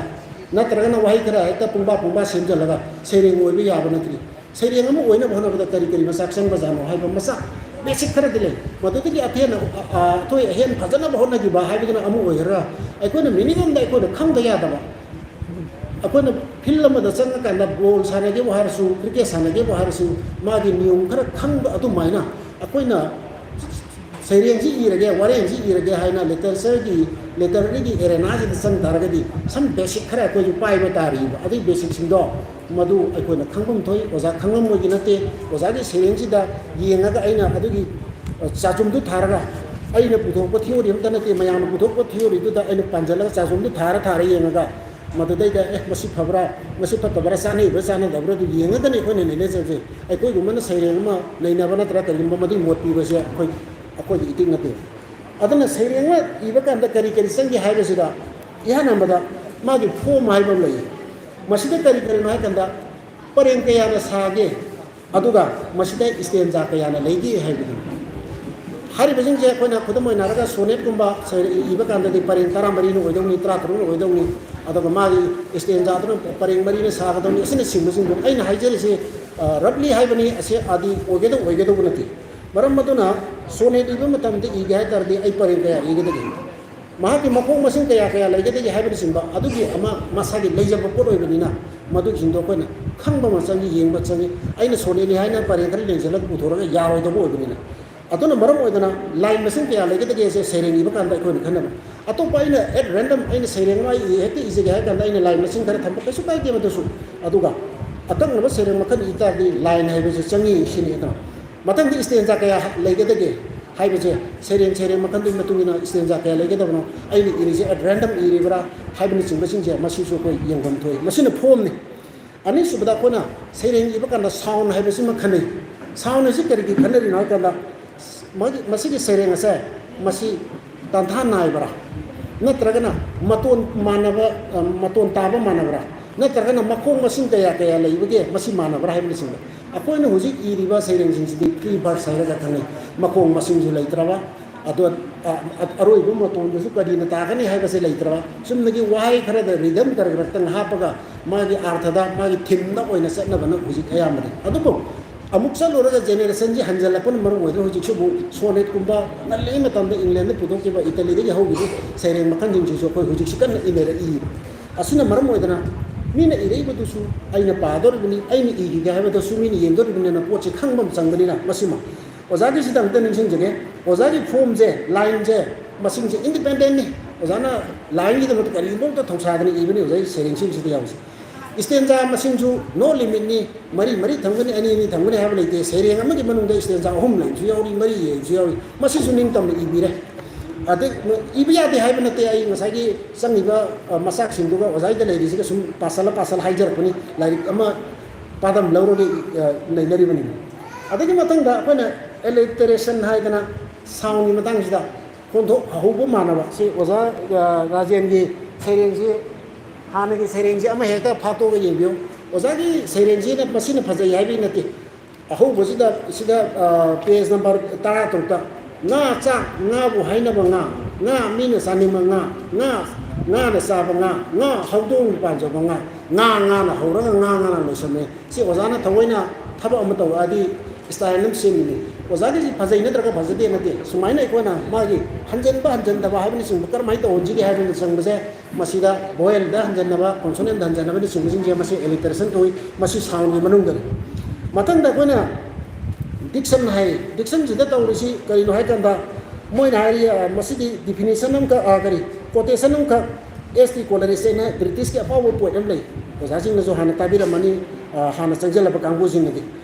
Dickson जिदा मा high जिसिनि मसी quotation जिदा मयामसु याम popular ओइना हाइनबा quotation best वर्क in best order हाइबनि बेस्ट प्लेसेस हाइबनि वहाई जिंजे आइना सेरे इरे हाइना खरा हेता थम्बगे इबसिना तब वहाई जिंजे इबिरो अदुगा वहाई जिंजे मफम सारिब्रा आइना इरिबो वहाई जे मसिगिसिना आइना पोहनिबा अर्थ जे पुरब्रा हाइबसे हंजन येंबिरो कथो कक्सिन तौबिरो इख्वाइदगी फजबो वहाई जे इख्वाइदगी मफम जाबसिन जे थम्बियु हाइबनि मसिगे सामुएल टेलर ओसिगे कोलरिस हाइबा एसटी कोलरिस हाइबा ब्रिटिश वॉइसना हाइबस मसिगी कोटेशन जी खना कोने डिक्शन जी यावगदो मसाक सिंजे लोइ मिन तौरे खने मरम मदुना अकोना सेरेंग इम तमदा खरे हेतम आइना खोलगा वहाई दी मनिंग ममांग का से खरो हेतो खोतोगा अदि ओंथोगा अदि खर हायरगा सेरेंग नेना खल्लगा तमुदो कितन सेक्शन बितारे वहाई फजब कर बितारे आइना पूरीबा इरिबो वहाई सिना मा आइना हाइनिंगबा अर्थ से असोमदि यौरिबा मिनिंग जे भेक ओइरिबा काय से कोन खर येंगिबा मसिमा सेरेंग इबदा संगबा मसाक सिने अदुगी मतंगदा फिगर ऑफ स्पीच न है अकोइना परमान गा हे तौदना हाइबा थाजबो हे हाइबगुंबा करिगुंबा हाइब मतमदा मिनुपी मसांग फजबदा थागे हे संगमबा अदगी उच्ची कनोगी मरुभूमि की जहाज नि का हाइबा कोना कोगी लोंडा दारगा सिमिली मोताफर हाइबा हाइपरबोल हाइना हाइबम तो कुदि हेना हाइजन बगुंबा अदई पर्सोनिफिकेशन न हाइना अकोना मी नतब पोट अमबो लेसिनगुंबा अदई उ पाम्बीगुंबा सुबो अकोना नत्रगना असीबगु नत्रगना वाखन द फर वाखलमु मी अमदौन हेतमा खल्लगा तौबा सुबा अकोन ngasai poiteri ibada leirba device मैम लेबनी अदि चुमनगी लेब नते मसिगी device से अकोना मागे ग्लोसरी ओइना फोंगना लिसिंग मथता समाग मथता लोइना लेब मातनी हाइ बसिंग छि मनुंदा some of them आइगी सेरेंजे कराय कराय दे appropriate ओरि गा हाइ बसिंग छि येंगा इबिबा खर सेंदोक सेंदुन तौबा मीना पाबा नुवाइना तौबा असिंग सिंग बसिंग सिंग अदि मतंदा ओजागी जी फिगर ऑफ स्पीच से अयामा सीजन नद्रे अदि अमन मु अकोन सेरेंजी द इमेजरी हाइदना हाइने इमेजरी सिदनी अकोना कभी सिंसिना ngaunari तौरिसे पोट अमबो मसक लाकदा करमने लाखदगे हाइबदनी लेसिन उ मतंदा कना कना गर प्रमाण तौगदगे मान करमाय हाइरेगे लेसिन दम पल्ला हाइरेब्रा इसिंग मनि लाइरेब्रा नत्रगना अंगौबा मैखुगी मफोन हाइरगा मान सिंथारिब्रा हाइबनि सिंबा पोट अम हेपु मतंदा माय एंगल माना करिग करमाय मसक लाखदगे हाइबा मसक की मोंजे मसिबनि अकोना सौराम इमेजरी हाइरगा खनरिसे मसिगी खजब मोंगनि थिमदी हानगी ओबिया अददगी नत्रगन इशूदी हानगी ओबिया करमना सेरेंग अनु बो पुथोकतगे से मान पुथोरैसे कबिगना पोइतना मागी येगैबम येंगदे थाराइदने कोन फजै फजदे नाइने मरमदुना masih pocinge yang nomor ini atau nasaran orang yang sengjene home hai besin mana sound hai besin mana imagery hai besin mana diction hai besin mana amma gama su interrelative loi leibang hatane ma hai ba kan su kanjanam siori figure of speech hai besin mana adagi akona thim hai bese masim magani akona sereng leinaba matamda sereng iba matamda akona maru oina to bese adana ozagi kui jingkida magi thim jingje afaba dum yauri ado masigi sereng jingkida atoppa mawong mana akona sereng da thim ji leiraga aina apa da kari message pi ke dege haibang ka thim ji gi iroina thimam lo khole adu aina apa da phau ning ji kari no haiba amakha haibase masigi mawong je masimaga akoina lei ozai sida sereng amani kha lei ozai da message kamai to ge da ozana message sereng maning ka tongan adum hapaba ada teseng lagi masih konsul tawraga manunda yahon bane di hena phabra ai sereng ani ko bahum bada ozai waro sensida ozana message ka mai to ge ozai message to pura hata advice to ngum ma tongan adum lei bane ko sida yauri sereng mamang chok pagre ma sanabung maya de pithribi hai sida ai koina pulal lasi pithribi gi myam sanabung maya da sanamina dana ai koina section lasi sanamina dana pithribi gi da saukot pa nungsinabas amasung shanti purana hai sigise ozana message ni wai sereng maning da dum happy bani atopa sereng ma da mu hari direct imagi go hai su aduna afaba samaj o hennam gi da makta porang bagi dama asingba amasung asumba ai koi punna hona minasi lanai gi wakan tharo nasi khallasi ai koi nai koi dimhu aduga leiba ki musingba haina smai do leiba ki musing khan badana kadai hain man wangam di su ozana o henni ba je masi atopa se nga badana afaba organization tawna bo honari adubu afaba organization tawna bagi dama afaba mi oidana gi karam tawgani long live organization afaba magi ozagi messaging je sereng ji aroi ba para ta mana happy ado masih tasengna kasu kaide ozagi style amni tawudang de koina sereng iba matamda akoina khanaba makhale hongdok matamda implicit haiba maga explicit haiba maga sereng di mamaida puriba arthaduga manung de siala maga sialanba ani se tuna sala kanda sereng di phajabani haina launa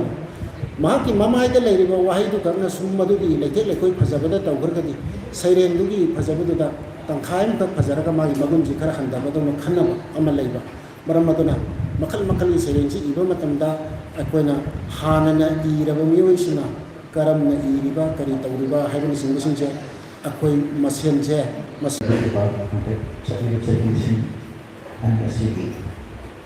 Guest principal Lapilaba Dr. Martin, we were the Kakamuzaba, Ozasi, Kulamana, Kakamaba, Jarvita Jabuni, Mastepana, citizen, Bibilabulama, Polimasigi, Pharmacy, Preliminary, Nominee General President, 9th University member, Kakamuzaba Tamo, Closet, citizen, Natopinaba. Menjadi menjadikan orang management broadcasting award Best Principal 2022.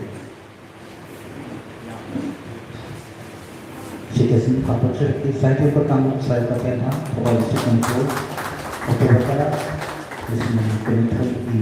dalam observer Dr. Martin Broadcasting. Saya pertama saya dari hari nomor 9 bersama Dr. Martin Broadcasting Nepal Police. Nepal Principal yang terdapat hari kami seakan bila menggolongkan Directorate of Higher Education yang jengai beberapa Principal Award 2022 asilaku berbuat lewat asli Education Department of saya terdapat para pengurusan sebelumnya Dr. Martin Broadcasting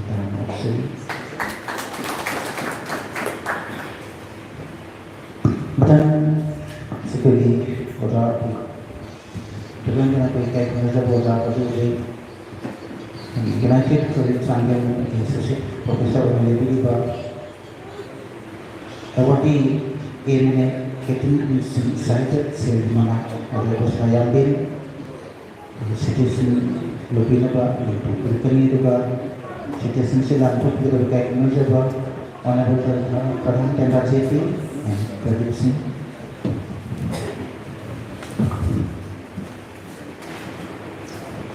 Saya pertama saya Tendra Polisi Menteri Utara Sinan Komite Kerana Serta Saya Ben. Saya itu pertama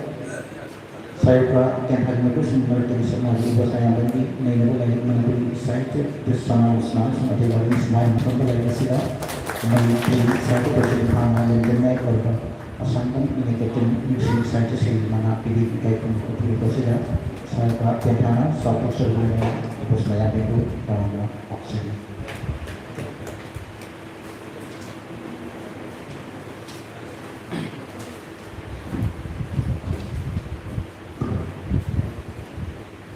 Matan segi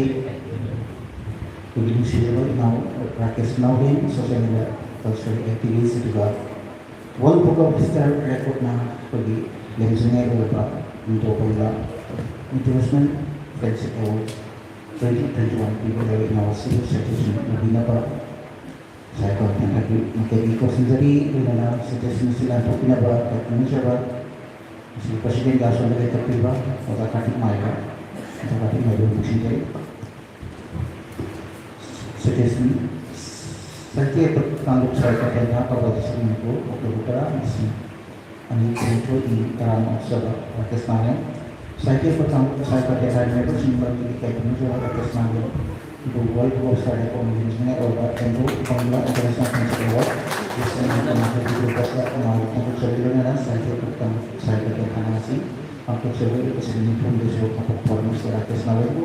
kalau dalam observation tidak mampu tahu untuk mai pakar musimnya satu dua ocean haba dan jadi juga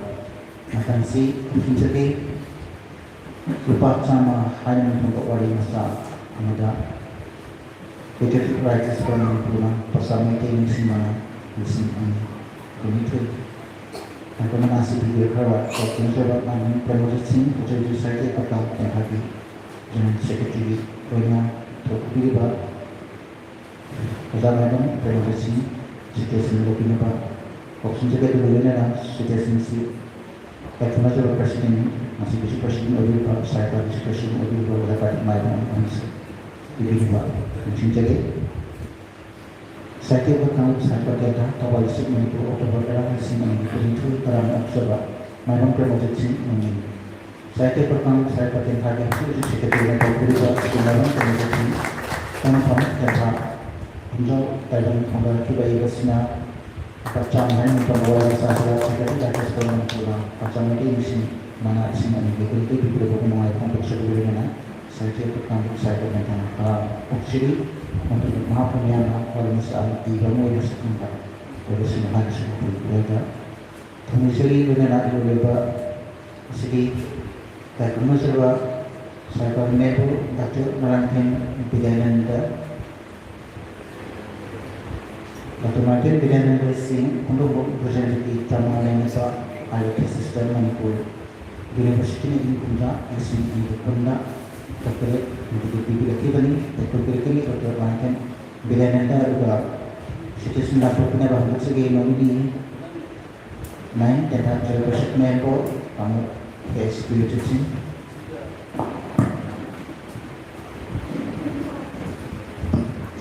saya pertama saya bertanya kondisi member atau kita semua penuntut ini kerana sebab atau macam bila nanti saya pertama saya pada hari itu semua terlihat mencoba baca macam dengan mesin untuk semua boleh karena ada sistem untuk industri ini juga mesin itu pun dokter itu di kayak itu pun mengajukan untuk semuanya saya pertama saya pada hari baca macam dengan mesin pengawasan observation makin bermakna kalau mengawasan pengelolaan akan diurus dengan ada penelitian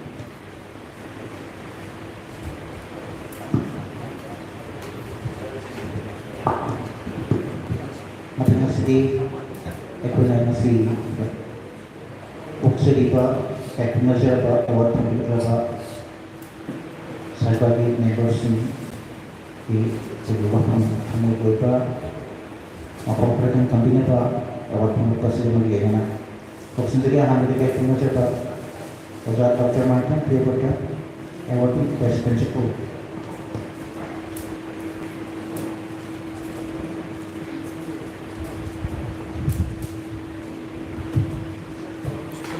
Ini kaya diri na. Ini kaya na. Ini kaya diri na.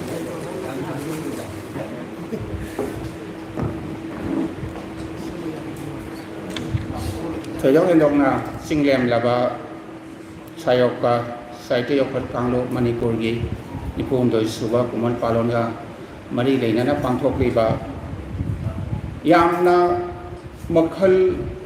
mathen masu suraba thoram tarik pong ba yaw raba tarik naina ba yaw raba degi award sing mana lan thokpa asna sing ba Festival of Letters and a Kowyaba, Toramamane and a Pause. Ayutagi, Sai Sinyana, Simbanga Magadi, and Namapun Pagani, the Minini Magna Tagasu, Haitana. Pause, Matunda Kai, Yamanapun Pana, Sinanaba, Punna Vanabinasi, Harigi, Apinduma, Tanzania. Nasigi, Namitsida. I wonder, Minute Manga Taradang Pibinaba. Dahil lensing biriba kahit measure mo panda ay jadi lensing biriba award sing dahil ro halaman organization kenhagi wang mo dagi athaba tap tagi ne biriba book lovers aduga kabi sing saitakar sing critic puna maki mo panda ina kok na jari ITC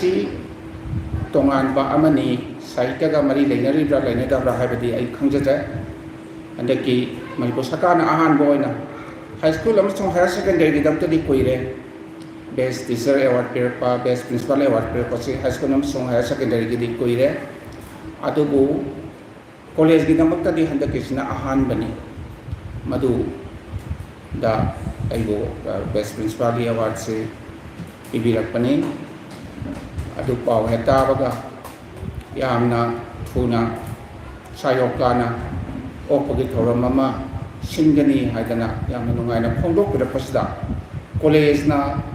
nungaina phongdok pagi thoram mama sareng yauna singani na tawto ai bawna phamagi khoi ta pham maphamda okani hairi aduna hana ai satkani college gi singanu haidana ai sinande principal oibanina aina singanu ai yawai haibadu da mayamna tabi hari basigi maram amasu Nobel Prize pangkiba bagi Bharat ki phawba si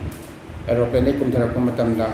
mayamna photo ungdo tawnaba khonaba matamda ngaiko aigi oja guru gi maphamda ko khong thokmamda khuramuge na sakhiba sinsinbai wari do ai ningsingi adana saita ga mari leinada gasu saita car singna saita ge koina sanjakhiba mayam sina koina sara waina hunjaram baduna mapung phanam pokhairaktana leisatamakana thabak ingkhang mayam ge saijagi thabak torok pasida sakhang birak pase asidege nama mayam beleite nai haujai ayamna nungaina pau du tabada okani habe pau du tabada nungai jabani piksanu chaujunu o agalore o pahabe se Cawi ay pipayay o pahal siya caw supi ay chap manay mateng hay siya caw supi ay chap manay madagi wakalay ang nungay jabani ay na ay thamoy gi pungning ga pharok pa wakal kaldang khajitang ahan bada khongdok chaningi masi decline to gi ganu yabi yo hay na ay na sabagi mapam da sunik singjari ay na masi si laglas kita magpagi pisapi ngay matamdagi hanggang sa school lay taba matamda waraki ba wala kay masisiyam chaw na singi ay imay panang singi ay kay ipan daw iman daw matamda da imay pa ibubo tenazagi ba halaman ko na magna tenagi ba ngasilagi na sahi yang kay hupugi mamangda tenagi ba struggle ko na magtuay gimit nga si sang uy aduna ahan bada ay na asimay na tamzagi Hanggang asidagi laik sugi lamda khwaidagi ahan ba metric pass tawkiba khwaidagi ahan ba BA pass tawkiba khwaidagi ahan ba metric pass tawkiba khwaidagi ahan ba college oja oikiba ख्वाइदगी अहानबा college की ओजा होइना मपुंग फाना थबक तौरमगा 2000 दा रिटायर तौबिखिबा अखोइना महाको आई एकेडमिक जर्नी सिदा निक्सिंगदब ngamde mahakna अखोइ पुनमकी पुंगंग असिगिदमक्तदि याम ऐतिहासिक ओइबा मंगाल अमा पिबिरखि हाइबसि अखोइना काउखम थोकते अदुना असिगुम्बा मरी लेनाना अइना फंगजरिबा मना असिगा मरी लेनाना academic journey the intellectual journey the माइ पाखरबा मंगाल अदो अखोइगी रक्ता मसिसु हिंबिरी अइना माकी मफमदा भक्ति प्रेम अइगी श्राद्धा लेजबा भक्ति दुगा लोइनाना अइना खुदोन पर अमतंग हिजनिंगी माकी मफमदा अइना खोंगछोकना खुरमजनिंगी अइना माको अइगी गुरुनी हाइना अइना मयाम मांगदा लेनजनिंगी अनि कौथोकचरी मरांखेम राजेंद्र सिंह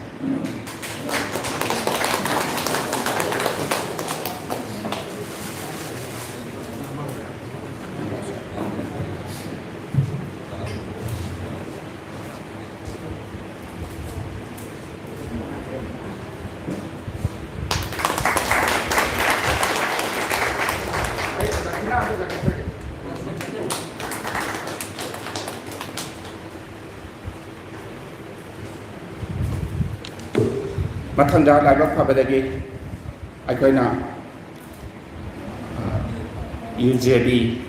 क्लास 3 दगिना 5 फाउबगी लाइरिक तंबगी खोंगचचियो थोना वाम मोइखि स्कूल लिंखना होनाबा मदुगी एस्टैब्लिशमेंट की इनिशियल स्टेज दा केंथा हैबुंदा मुक्तमी क्लास 5 फाउमंदा अदुदगी केंथा खुंजाउदा मुक्तमी मदुदा अखोइबु A B C हादा इंग्लिश में मयक चकनबा आर्टिकुलेट तौनबा अखोइगी लयेंदा जुगुंबा मंगान पिनबा होनखिबा ओजा अमा केंथा हैबुं दा अखोइना तमिंगे मतंदा तंबिखिबा अखोइबु A B C तंबिखिबा अंकागी मयक तंबिखिबा टेक्चंगी ओजा समो मामसामक्सु साइटा कर्मिनी धर्मगी भक्तिगी सिले इहौ सिले याम कन्ना यावरिबा ओजा मनी लाइबक फबदगी ओजाबु आइगी मांग दमित उजबा फंजबसी सुगमते नोंगाजे ओजा सोगम मफम दाई भक्ति मतन कचना कौसिंगर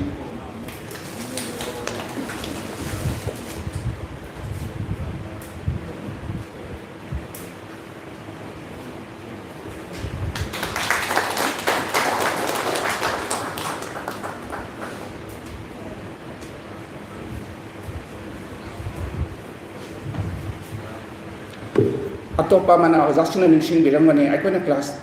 3 फाव बजे हैबुंदा तमरा 4 फाव जे ओजा समूहना निसिंग बिरमगनी अदुदगी करिगुंबा मरम खर लगी तेता खुंजाव दाइ खोजी क्लास 4 गे दोइदा 4 5 सिना तमखिब्रा सुमाइना स्कूल अनि थोर खिबि मतंग सिदा अखोइ मु सोमदा तेता खोंबान गी छात्र मखैदि अयाम सोमदा तमसी हाइदना तौदना तंबिरखि तेता खुंजावदा अखोइबु क्लास 4 5 तंबिरखिबा तोंगान तोंगान बा सब्जेक्ट पुनमक तंबिरखिबा यामना संखोना तंबिरखिबा ओजा अमगी मतिक मगुन यामना लेना तंबिरखिबा अदुगा केंथादा सेरेंगी लाइरिक्सु आहान बोइना खोंबिखिबा साहित्यगी दमकसु गुरुनी हैना लौ याबा लाइक लाइसुगी मरंदसु गुरुनी लौजब याबा ओजा कार्तिक माइबा आइना भक्ति यमतन कचनाबा कौसिंगल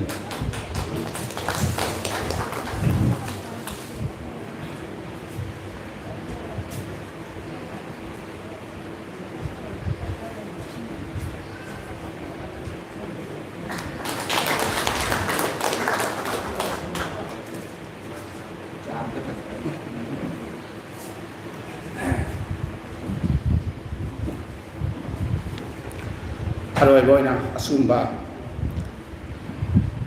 अखोइना क्लास 7 दगिदी 6 दगिदा असुदई वांगिंग लमदिंग तम खरगदाबा अदुना दुभावगी मनुंगदा क्लास 5 फावगी मनुंगदा लाइक तंबिरखिबा अमा यावरी यामना थाजदना अखोइदा अबु याम लुना इमुंग मनुंगी मोका मोइना मनाव मोइनसु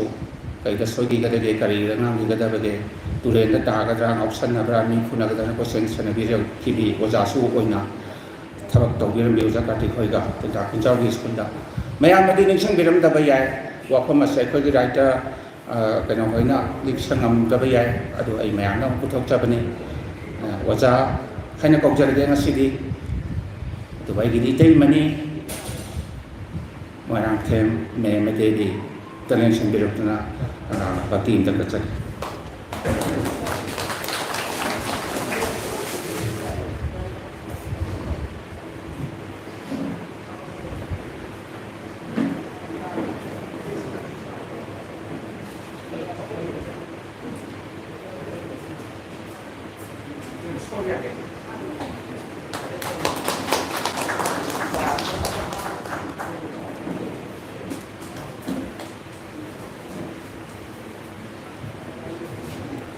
Matam khara lau khre ai tension ba yara bane to khajitang haijaning badi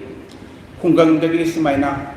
haurakhiba angang singdai wari lining bani karamaina tauki karamaina principal na base hoina thangbano khotbano makhoi da toina ithil khara sum pining bani aina ningsing jani madudi asimaina wana ahal laman punamak sina yelang kenoi yo daga iko pata insingaga aina siki amagi namagta ima unabasali aduda tajorajen pokpa iman tho aibu pokpa ima wajakati pokpa wajakati ki ima akoi ine makoi puna mag insing minai angak pa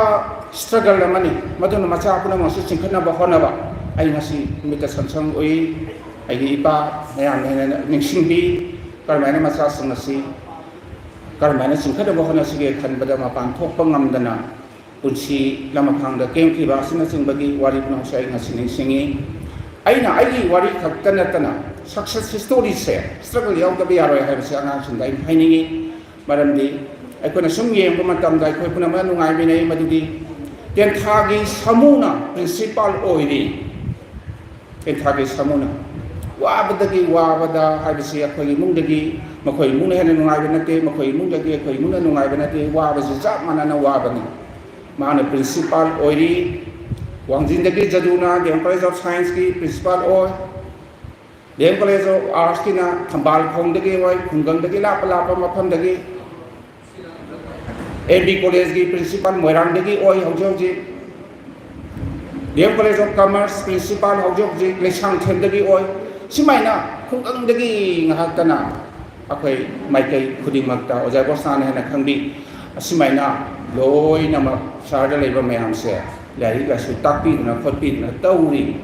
principal oiri adu puna malsi karmaina ima singa kamai tauki siki ma hari se ima na pi bangamte aduna laisan themgi aduna lalomi singa paisa sot ki bedagi paisa lege ne ima hayen karke na ai themi adu ya ma wa na khona chalaga siki ma phangdana chalam da ki iman tawna ngai ko na phiji dagi iman da dei pu ro haidana siki mbi pirakhi maduna che mo kolom dai baloino konara mi matam duda adana hara madudagi makhona leriba phumgi sanga dudagi amu hina tindoraga leikang du sing ngakani madudagi singi saruk ama mu laga leikang tana ona bada madumai lakhiba dagi ima khoina aduna yadre haidana kayu kanda khou tauthabi matu pan basi mainam mamu galena na wangjing bazar da tai ba chakhiba aina imagi matung inaraga agi chera mukla kanom da hingani haidana chakhiba inara kanune aina inakhiba amasung mainam madu puraga chakhi aduga mainam madu thalaga phaudu taina bohone sidi matu pan banine sidi phau thokta banine aina kam dai bide punamaki imaga thangal ga sindu loina sikhe ima sa khakta nongchu thili taba matam du da lei jufau ningsing aduna ine ise inem sidi phau yam thok tabani ne haidana imana thendara matam da kaithen mapang lai roi haidana asit par khara sipaga yon thomaga ma cha han minaraki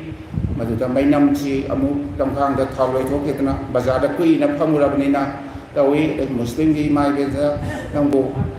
thau kitan lai ge dra ko sana kerosene kitan wire ga khara han bi rei mainam di dosi dai thau kitang hajen bi rei aduna mo imai cha han minar ki simaina tamakki ba punsi aduna ai ngai is so dramatic aina khanbada principal ga wadatana principal ge base principal ga da ji angak ko de mangum ba ko amane na khali asibi nungsi ni dana mayamna sidai da wo piri ba ko piri ba bakhata ba tholong kaya ma mo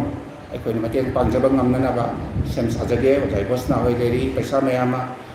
ꯆꯥꯎꯅ ꯊꯣꯛꯄ ꯀꯥꯟꯅꯗꯕ ꯄꯩꯁꯥ ꯈꯔ ꯐꯪꯕ ꯑꯩꯈꯣꯏ ꯑꯣꯖꯥ ꯏꯕꯣꯁꯅꯥ ꯍꯣꯏ ꯂꯩꯔꯦ ꯑꯩꯈꯣꯏ ꯇꯥꯖꯣ ꯔꯥꯖꯦꯟ ꯍꯣꯏ ꯂꯩꯔꯦ ꯄꯩꯁꯥ ꯈꯔ ꯊꯣꯛꯄ ꯄꯨꯝꯅꯃꯛ ꯑꯁꯤ ꯑꯩꯈꯣꯏ ꯑꯣꯖꯥ ꯁꯅꯥꯁꯝ ꯀꯩꯅꯣ ꯍꯣꯏ ꯂꯩꯔꯦ ꯂꯣꯏꯅꯃꯛꯁꯤ ꯇꯧꯔꯒ ꯈꯔ ꯄꯨꯈꯠꯃꯤꯟꯅꯁꯤ ꯊꯧꯔꯝ ꯑꯃ ꯇꯧꯕ ꯃꯇꯝꯗ ꯋꯥꯡꯖꯤꯡꯗ ꯁꯤꯟꯕ ꯑꯣꯏꯔꯣ ꯇꯦꯟꯊꯥꯗ ꯁꯤꯟꯕ ꯑꯣꯏꯔꯣ ꯑꯩꯈꯣꯏ ꯄꯨꯝꯅꯃꯛ ꯆꯥꯛ ꯏꯁꯤꯡꯒ ꯌꯥꯎꯅ ꯐꯖꯅ ꯌꯦꯡꯕꯤꯌꯨ ꯑꯩꯅ ꯌꯥꯝ ꯅꯨꯡꯉꯥꯏꯖꯔꯤꯁꯦ ꯇꯦꯟꯊꯥꯗ ꯊꯧꯔꯝ ꯑꯃ ꯁꯤꯟꯒꯅꯤ ꯍꯥꯏꯕ ꯇꯦꯟꯊꯥꯗꯒꯤ ꯂꯥꯛꯄ ꯃꯤꯊꯣꯛꯇꯒꯤꯗꯤ ꯇꯦꯟꯊꯥꯒꯤ ꯋꯥꯡꯗꯒꯤ ꯂꯥꯛꯄꯅ ꯍꯦꯟꯅ ꯃꯤꯊꯣꯛꯁꯤ ꯂꯩ ꯁꯤꯗꯩꯗ ꯀꯔꯤꯒꯨꯝꯕ ꯈꯔ ꯅꯨꯡꯁꯤꯕ ꯈꯔ ꯁꯥꯍꯤꯇ꯭ꯌꯒꯤ ꯑꯣꯏꯕ ꯃꯆꯜ ꯈꯔ ꯃꯤꯑꯣꯏ ꯈꯔ ꯂꯩ ꯍꯥꯏꯅ ꯎꯕꯤꯕ ꯃꯥꯜꯂꯦ ꯏꯁꯣꯔꯅ ꯃꯗꯨ ꯃꯌꯥꯝꯗ ꯎꯠꯄꯤꯕ ꯃꯥꯜꯂꯦ ꯃꯌꯥꯝꯅ ꯁꯔꯨꯛ ꯌꯥꯕꯤꯗꯅ ꯇꯧꯔꯤꯁꯤ ꯅꯨꯡꯉꯥꯏꯖꯩ ꯑꯩꯅ ꯑꯃꯨꯛ ꯂꯣꯏꯁꯤꯟꯖꯔꯛꯄꯗ ꯇꯥꯖꯣ ꯔꯥꯖꯦꯟꯗ ꯍꯟꯖꯤꯟꯖꯅꯤꯡꯉꯤ ꯌꯥꯝꯅ ꯑꯩꯈꯣꯏꯅ ꯑꯉꯥꯡꯁꯤꯡꯅ ꯇꯥꯖꯧꯁꯦ ꯒꯨꯔꯨ ꯑꯃ ꯑꯣꯏꯅ ꯂꯥꯠꯀꯗꯕꯅꯤ ꯑꯦꯅꯤ ꯇꯥꯏꯝ ꯑꯩꯗꯤ ꯂꯥꯏ ꯀꯌꯥ ꯊꯥꯖꯕ ꯃꯤ ꯅꯠꯇꯦ ꯃꯤꯒꯤ ꯒꯨꯔꯨꯒꯤ ꯂꯥꯏꯒꯤ ꯁꯛꯇꯤ ꯂꯩꯕꯁꯤꯡ ꯑꯁꯤꯗ ꯑꯩ ꯊꯥꯖꯖꯕ ꯃꯤꯁꯛ ꯑꯃꯅꯤ ꯀꯔꯤꯒꯤꯗꯃꯛꯇꯅꯣ ꯍꯥꯏꯕꯕꯨ ꯑꯩꯈꯣꯏꯅ ꯁꯤꯗꯩꯗ ꯊꯧꯔꯝ ꯑꯃ ꯇꯧꯕ ꯃꯇꯝꯗ ꯑꯩꯈꯣꯏꯅ ꯅꯤꯡꯁꯤꯡꯉꯤ ꯃꯥꯡꯈ꯭ꯔꯕꯁꯤꯡ ꯑꯗꯨ ꯅꯤꯡꯁꯤꯡꯉꯤ ꯋꯥꯡꯖꯤꯡꯗꯒꯤ ꯂꯥꯛꯄꯤꯔꯛꯄ ꯈꯥꯉꯕꯣꯛꯇ ꯂꯦꯡꯕꯤꯔꯛꯏꯕ ꯃꯌꯥꯝꯗ ꯑꯩꯅ ꯍꯥꯏꯖꯅꯤꯡꯉꯤ ꯃꯥꯡꯈ꯭ꯔꯕꯁꯤꯡ ꯑꯗꯣ ꯈꯥꯉꯕꯣꯛꯀꯤ ꯑꯣꯖꯥ ꯑꯃꯨꯕ ꯁꯥꯁꯇ꯭ꯔꯤꯗꯣ ꯅꯤꯡꯁꯤꯡꯉꯤ ꯋꯥꯡꯖꯤꯡꯒꯤ ꯑꯣꯖꯥ ꯅꯟꯗꯀꯤꯁꯣꯔ ꯅꯤꯡꯁꯤꯡꯉꯤ ꯉꯁꯤꯁꯤ ꯑꯩꯈꯣꯏꯅ ꯅꯤꯡꯁꯤꯡꯉꯤ ꯑꯣꯖꯥ ꯏꯕꯣꯇꯣꯝꯕꯤ ꯅꯥꯔꯦꯡꯕꯝꯒꯤ ꯑꯣꯖꯥ ꯏꯕꯣꯇꯣꯝꯕꯤ ꯅꯤꯡꯁꯤꯡꯉꯤ ꯑꯣꯖꯥ ꯀꯨꯃꯥꯔ ꯅꯤꯡꯁꯤꯡꯉꯤ ꯀꯛꯆꯤꯡꯒꯤ ꯑꯣꯖꯥ ꯀꯥꯂꯤꯃꯣꯍꯟ ꯅꯤꯡꯁꯤꯡꯉꯤ ꯃꯈꯣꯏꯁꯤꯡ ꯑꯗꯨꯅ ꯁꯥꯍꯤꯇ꯭ꯌꯁꯤ ꯀꯌꯥ ꯌꯥꯝꯅ ꯚꯛꯇꯤꯒ ꯂꯣꯏꯅꯅ ꯁꯥꯍꯤꯇ꯭ꯌꯁꯤꯕꯨ kaya yamna nungsijana pukhatlamba oja nandakisore ningsingbiyu oja amuba sastri ningsingbiyu makhona kaya yamna wana pukhapiba adugumba miyoi ama hojik akhigi irakta hingbiri haiba adu akhigi guru na ain haijariba oja rajan sini aikoina mahaki thorom sida ain ngarang angang singda haibane kabi amoina ma ko ngarang chakhange mabu kadugoi wo oidoribano adu sem saw as khatang thumanre khatang silan hodre hai adubu oja rajan ok nanabagidamagta sin langba thorom ama pangthorapa taragadi madugi expenditure do adugi tangkhai mai pujage na ma do lauthokse loinana masigi sili langiba punama asigi asayam sarangani flex namiba sound gi kari tawliba hall wai bagi kari tawbagi refreshment gi dai mai kai dagi sai nau sing sida khastang mateng pangnaba cha ngamba ma tor siki mamandu mit tawna na bidongta palising tara khattagi mateng spasmati Secretary Primo Jenkinson of Kingston.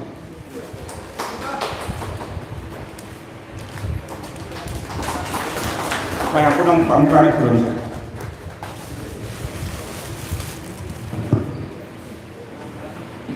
Kemudian di saya itu bersama dengan Mike di pada pertemuan sini itu bagaimana bagi bertemu maka my papa shoulder and devotion of our machine so to my daily Pamsaki, my presided president in Palma, a some communicating inside Selimana, pushing a bit about the getting measure about Radmo, that was my young man. Papa President Pamina, Chili.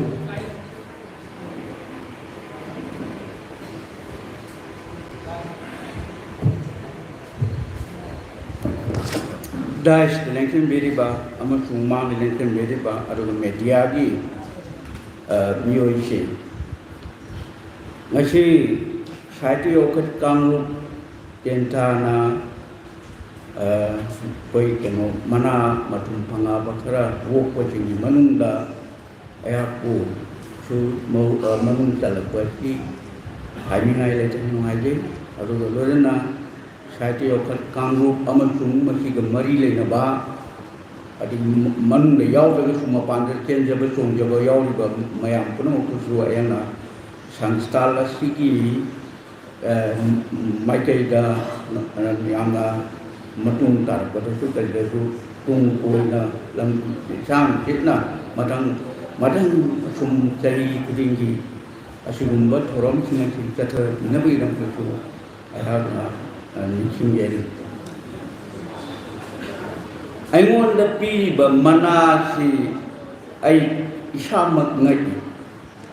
waring di lari amada mana phamie si arun ngak na thokani sering di lari tadi yamna lai bari Science Academy award kan phamie ko mayam si sering di lari na yam loi na phamie aru waring di lari da mana maga parisana pirak pasi aingonda ngak na phauge aru bu Ojami ke tengi mingda, ojami ke tengi macam sing na kappa especially waring the pigaroba. Ojami ke tengi kabi suni aduga waring ru aru matik section na iba. Ya majelon so luba. Magi majelon je man shemba majelon kada du jawba. Ojami ke tengi kuije. Asibumba Achauba misak amagi mamingda katpa akoige parisat ki mana asi ai phangmada ai kar hangoi ado hangoi rasu hangoi na ai gi lag tuna maram oiraga kanu si mana asi ai gona pidire adu gumba lari adu influence pigi bese warinda ai bu influence pigi bese Wajan nilakam tadi macam ni pa, koi Dilip elang bamahina, koi Amerika ki citizen pun dulu lagi kerana koi doktor, milai doktor, kan koi allopathic. Hari ban nipa asina konjel apa Manipuri, kalda Manipuri Student Association CMSU, kalda Manipuri Students Association hari ba organization dogi man magazine secretary ko adda konjel haiba wallpaper kanoma magazine ma phalang da nota koi phalang da ida koi kanoma frame ma torga mixen ga torga na ga gali ga torga khadalaga madab kano singchi mayam na ira ko ko mayam ji adu thiel dum pan ba adu gumba kano da ngajai mana kaino ki competition na kita maka waring di kau kene kau kan dai na kano da haudi matang di Manipuri saida hajna waring amai pi de thag madu phasa re ne thi lai adu ga kano di mana du kano ni share jau ge da kano na koi certificate oi na thare koi same su gi secretary na certificate magazine secretary hai tare magazine secretary na kalau certificate nama tharai certificate tu jai kota link le jai al tharai ni situ post tharai pani ai post inthi nungan la ko tu gi da mak tu ai nungai lo phau de aswai ta na ai ngon da yam na kan na waring gi influence pi gi bad waring gi influence pi gi kana kana no ai bo a da para kon chaw gi waring gi ani su da koi elambam lilakan lagi waring ki wajan lilak paragon coba ki di pandit ni mana i waring aruga elambam lilakan lagi na pandit ki saruk sina kharan niyamaga koi sharing ki mapung dokse masina kharan ngam na satpa adu i badi waring di iri ni mai iri adu sharing ki mihul hunba adumba waring kui ni bajani lekan ni waring ni bami badi yam lai ko lai de su koi khanna ko tonda parpon chaw gi waring aduga bajani lekan de waring ji koi critic singa amata pitha ya lai ba Manipuri side gi lari ngakani asugumba waring singa sidagi influence oraga aingonda Kojiki kan se Manipuri side tu samaj और नाम सुनते waring sing nai waring sing hai ba the lari si sagat na bagi ihul lemak laki madugi kanu ayam si kanu da election di duty dalu mai kandrat na ai party election party atagi security me na paksa na mapan se thu braga ai na ballot kaya ballot box to ballot box tu ko laga leramba adu yi thanda ngai pagi khangak ko matam du da madu wang lau na haji ki ba wakal adu huji ba wanda rakri aya kanogi Dr. Lenin ji patient nama huji ba oi madam du de gi chahi ma tu sure huji hari election duty madu na maram waraga huji ke election duty si ai moi ki certificate Dr. Lenin noi ki certificate Dr. Gojen noi ki certificate maram waraga election duty si ai huji ko load re certificate amam piro endorga certificate piraga adu submit waraga election duty si kak tena lai sumai to rai ki kano si kano ki ko ke anaba amaga loina lakani adu live activity lai kano si waring hingi hane itho thamraga yi ko ki laina thi lakani matam khara pagala matungda ai inau ni pa Padma Pinterest ponu pamji Padma Pinterest ki inau ni pa koi manager wo je se ira bot ai na jo phagi yo karo tara wa man su ta da dum ko we mon da ado tara bo is da na lai ki ka yam thu no pu no to je ndo ga mahang na lai ki pu ki bi pu na bo na bi bani ado lai ki bai san sa ka no ka bi ai chot la kan to ko pati to ni re ado matam do ki ngam na ba mo na ga ado na hari balare si na miniketan gi maming da katpa mana ama phangakwa haibase ai matik chari bara chada bara haibatu ai ne lep ngam jadre adu mayam na lepi na bagi damta ai mayam da sinajari adu lari sia ai gi kanoda copy khare lai jai madu ai kanoda sayo ka ke se sinajage pore meeting lo pada ai gi dang tang sayo ka gi secretary na changsun biraga darkar ho copy do lobby na bai dong ta ya na secretary na phang da ru ha jari wa phom sigal na mayang de bidai lo ge thank you all Jadi udah pas yang ben juga World Book of State rekornya mengenai berada untuk Bangla International Friendship Award 2021 hari order C video kawan sesuai now just now ya bapak kan kami nak berbicara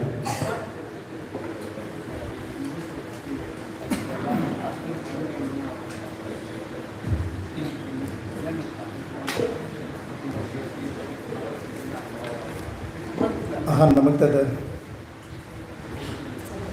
saita yokot kanglo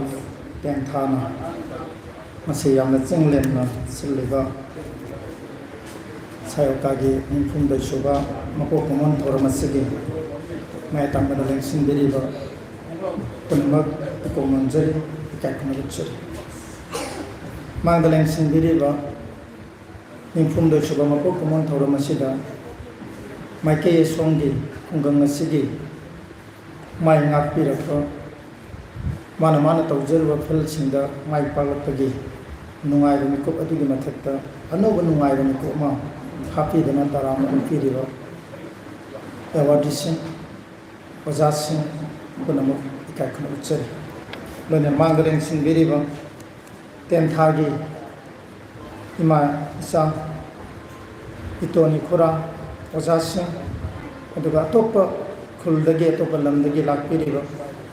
athapa hingangdagi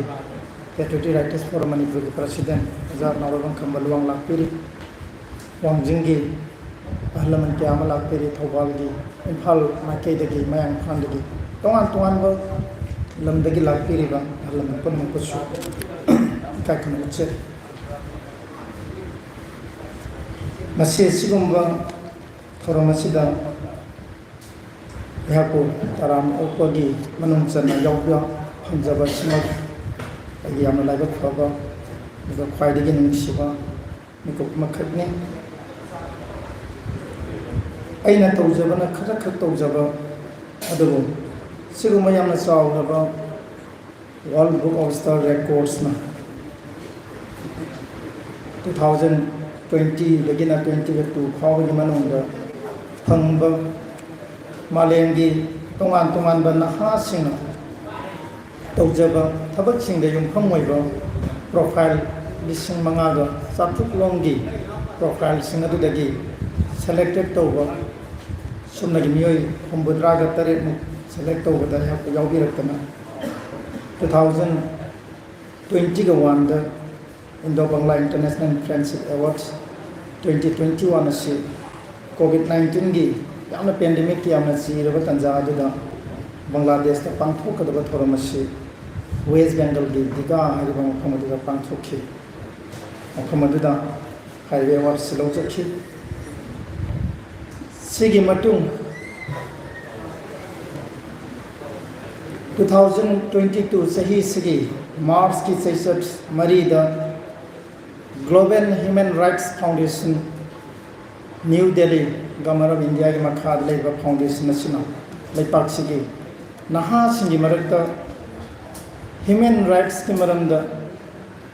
aduga kanagunwa tola tarba singi maramda thabak tawriba singda piba lemjaningai wairaba Rashtriya Samaj Seva Awards 2022 sahi sigi March ki saisat marida aingonda confer tawnanaba lauthorakhi hairiba namit asimak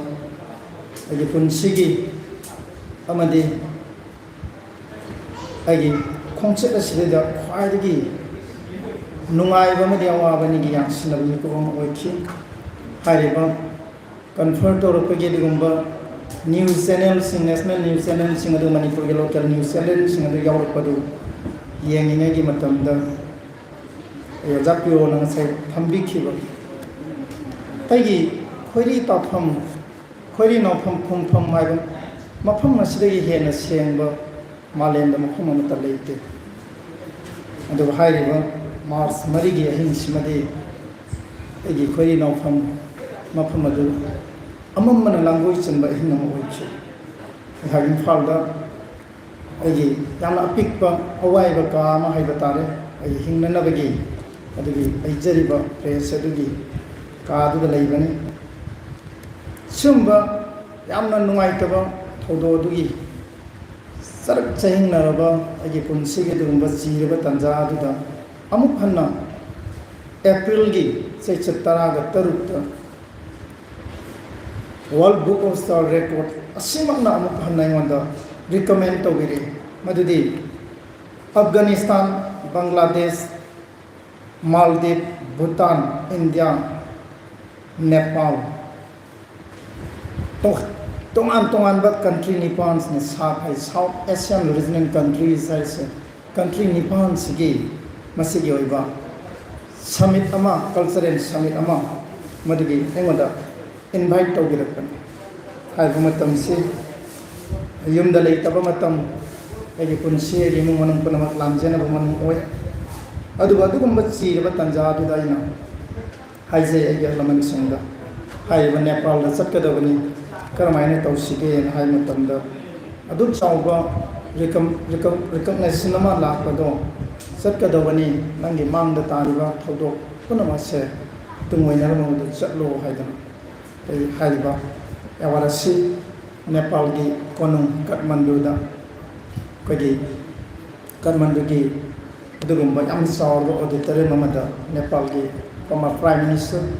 World Book of Star Records ki Director Dr. Rajiv Pal sina singba kaya siningwanda singba awards ibiki ayunda sigumba Indo Bangla International Awards pirakpa sigi marum karino haidane ohang ka khangki ay mangda Patriotic Writers Forum Manipur President Leng Sinbiri Indo Bangla International Friendship Awards nabagi marum si maruina Patriotic Writers Forum Manipur na ina secretary ojeri baluk asina Bangladesh ta khundariba meditation sigi maram dai khone sahi tare nipan chupno study tawba hanjan satana meitai kolda khundariba singdagi punsi maren sigi maram dai study tawba lamya be irabot na leikhiba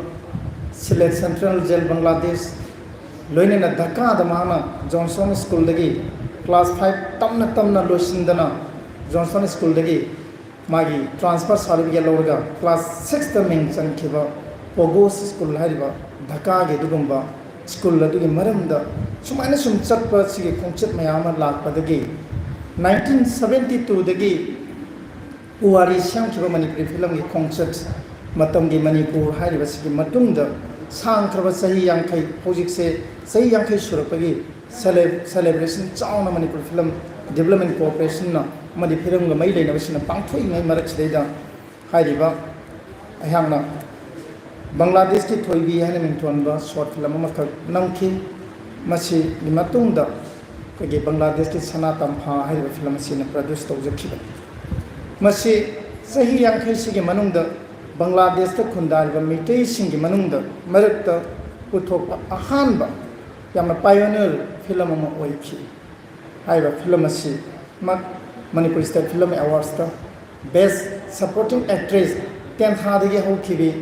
इसे अमा खंगना पोकपा इसानुपी हाइबा तारे काक्सिंगदगी नर्मदाना फंखि लोइनना हाइबा फिल्म सिमकदा बेस्ट म्यूजिक डायरेक्टर ननाव सगालमा लोइनना बेस्ट प्लेबैक सिंगर रोजी हसनाना ताखि सिउंबा अचीवमेंट अमा बांग्लादेश ता सिदा नतना तोंगा तोंबा हिरम मयाम अखना पांथोरपसिगी मसिगी पाव न्यूज चैनल कया अदुदगा मदिदा मखोइना खंबीरकांदा सुंबा अवार्ड असे पिबिरकनी आइंगोंददी याम मतिक चाजदबनी पुनम असि गी क्रेडिट्स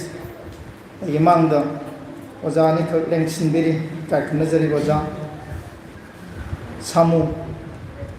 हाइबुंगदा कगे प्राइमरी स्कूल दा लाइक तंबिरकनी हाई स्कूल की लाइक दा महि तंबिरखिबी ओजा जमुना अगी सुम नुआइबा मिकुक्ता टेलीफोन तौरगा पाव फाउबिरकसि 10th हादगी अगी ओजा जमुना से मान मिकुक खुदिंग तौबिरखि हाइबाइना चटखिबा खोंचत पुनमक्ता अइना नेपाल दा लेरबा मतम अइना थोरागा दिल्ली दा लेरबा मतम पुनमक्ता ओजा जमुनाना हाइदि मसादा मनाव दोना हाइदि सेनाबिखिबा कुपसेन सेनाबिखिबनी जमुना इकाय खुनजरी जा सामु लोइनना इबगी खोंचत्ता सायोकागी अहल लोइरबा ओजा राजेन ओजा कार्तिक माइबा लोइन ओजा प्रियोबट्टा ताजोई बोसना अदुगा ओजा इनावबी लेखिद्रे यामना खोइदा यामना गाइड पिबिरंबनी अदुगा ताजो गोपेंद्रो अहल लमन मयाम सिंसिगी तुंग इंजरा कांद सायोकासी नसिदेने सही तरा मुकी ममांगदा यहाक सायोकागी एडिटरम ओइना ओजा देवदास मोइरांग थेमलिंग सिंगिरी माना प्रस्तेन ओइबा मतम ओइगनी न खल्ले दुगा जा निंथौ नावरिया असि उगो फंगदे उनिंग द नुआई तबा फावी उजदबसि अदना हाइबा मतम दुदैदा अयाना एडिटर अइना निंसिंबदा अइ अमसुंग खुंग हाइना मिंथोनबा कोइगी लारी अमख मदु अइगी अहनबे एडिट तौजखिबा हाइदि सायोकाद फोंखिबने दुइ मतुंग द लारी अमसु फोंखिबने दु अइ ओजा प्रियोदा जो होंगबने निंसिंग ओजा काटिंग द निंसिंगने न खल्ले दुगि लाइटुम सुमाइना सायोकागी थबक से कोई तौजरे अदुगा ओजा कार्तिक माइबने इबा 10th हागी अहनब सिंग हाइना मिंथोनबा लारी अमा अइना पब्लिश तौजखिबने हाइरिबा लारी असि 10th हागी ओइना यामना कानबा लारी अमा ओइ मरमदिन एनी हेल्प हिरम द मांजिन थाबा अहनब पायोनियर सिंगदगी तम अत्यंब पुंसी वारी गे लारी अमा ओजा कार्तिक ने इबीबने पुनम अदो ओजा राजेन ओजा कार्तिक मयाम नुंसिबिदना इंगोदे एडिटर ओइना हापिबा मतम अदुगी कान कानादना हाइबा लारी अदु सु फोंबा नमजखिबने आई टेंशन जगे अरापो जा मयाम सु यावरी डाइस मेंबर मयाम सु अंगांग दबा लेबनी अरोइबा टेंशन लपदा मसिगे थोरमसे आई नाउ Premojit ngarang sune tamo rakesh ki lyrics se ngasi release tawriba lyrics se phomba ngam moidobagi khajita ngaiba mi ko amakh lerambani maram degi imung manung da nai yawba imagi condition se amna serious oisalakpa sina maram kana tamo rakesh se ngarang gi mathang na han numidang si tamo rakesh ki lyrics se proof finance proof pi bani tamo rakesh ki lyrics se phong aroi ne sakhrabani ngam maroi haidan aduga ngarang gi mathang nahan numdang sakhraba ayu numdarum sakhraga numdang athieng badu te daina tamo hayeng do dum lakpiro naw premojit ka haidana tawrakanda ngarang si pungni panda tare makhani panda phanda haigalakni ai press ke ngang sing do ahing tum dabida tamora kes ke like sin namhal kanda madugi masige copy su ba phangbani adana tamora kes ki ladik si de amna thuba somna ge 24 hours phada ba only 15 hours की मतलब दुदे like सिन नम खिबदना असोइबा रानबा क्या थेंगनाबे group सिबौदा telephone दा हायरगा paging the कोई WhatsApp ता थानरगा सुमाने proof से last proof से सिबो कखिबने दना अजाना कोई अजाना बदे न साइन नबी बद सोदम थेंगनबिरंग खजितंग लाइसगी मसक्ता खतंग नुआइतबा पुनम अपाबसिन ngapiगनी तमुरा केसकी मखा ताबा लाइसिन दिगना फजब मोंद पुथोनबा कोन जगे हाइबा फुंसे थमजगे अरुइबदा मसिगी थोरमसे गिमनुंग चन्न हाइबा तारे आइगे ख्वाइदगी नुआइबा मिकुप अमा हाइबदो ओय अदना सायोका गी दमता आइना अजा कार्तिक की लारिक अमा ममांग publish तौजखी Anna ngasai panjakibaduni adumai tawdana aikoi wari macha gi lari ama aina editor oiringai matam du da phongna na bai dana koi collection tawkhibani na wari macha sima pung phagi da subangam da wari macha tare ni pa laga koi se locham ngam gi da lari am khlei kari gom da hari ba lari se phong ba tar ga di kai mai ngon ning sim bi ka tar ga de sayoka gi on behalf of sayoka gi da hojik se lai phong ba se am da singyang khai da gi na lakh अमगी में चंगी like तमोर artist की picture like से 40,000 में चंगी ओजा पियो बटगी ngarang nan pe sam ru kun samu pale 60,000 plus चंगी यामना चंगी हजिक से लाइक फोंग बस अदो सायो कागी कयुम बा हाइरि बा वरी मसागी लाइक तो मपुम फाना सेक्रेटरी ना अनि प्रेसिडेंट ओजा काटी माइबना अमुक हना सिनबी बा तारगदी पलिसियां खै संगसु लाख अमबु संगसु वॉल्यूम अचौबा मु ओइरगसु सायो काना सिनबी राबदी हाइबा लाइक तो मथंगी फाउंडेशन डे सिगी ममांगदा और नुमितो ओइरगसु लाइक तो माइगी माइकेदगी पब्लिश तौजगे है वाफम से थमजगे अरोइबदा मसिगी थोरमसे असिनरांग जोजापियो नदि याम मतेंग पांबी को जोजापियो दौना अन चौबा प्रोफेसर हम सुनते नोमगी सुरगा चाजबा मसिसे सुद्रगना सराय हेनबगी खुंचरमदा लेजरिबा पुंसी मखने दु एगी नाउ प्रेमोजितना चेन चेंजबा जकाटी माइ भोय जरा जनोना यामना सपोर्ट तौबिना चेंजबा ngamjariबसे स्टेट खतंग एगी माइकेदगी सपोर्ट तौबोना प्रेमोजिता पलिसिंग अनि खतंगा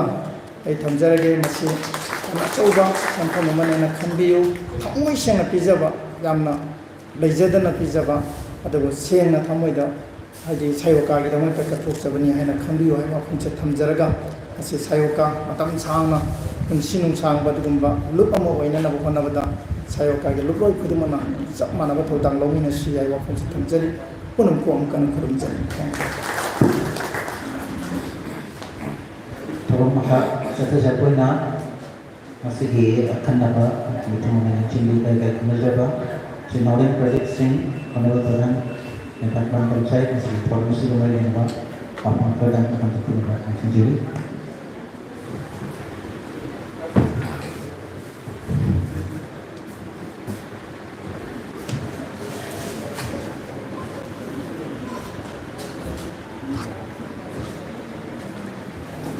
Sigi yamna chingle mawa thoram sayoka tenthana simbiba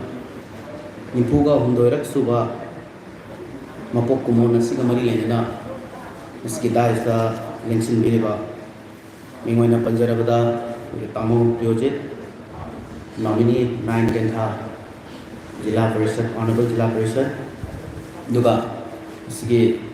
और मसीगी मपूगी मफम लांगा लेंसिन बिरिबा सायोका सु चौबा खबाय पुबिरिबा मिंगि पंजरबदा कार्तिक माइबा अजाबसु काइकुनु चरि तुगलोइने ना नसीगी मफम लांगा लेंसिन बिरिबा सायोका ना पीबा मना थॉमस हार्डी लिंसिन मना सीगी अवार्ड फ्रॉम बिरिबा मिंगोइना पंजरबदा लाइस्रम तोंबा ओजा सुसुई काय खुनु चरी दुगा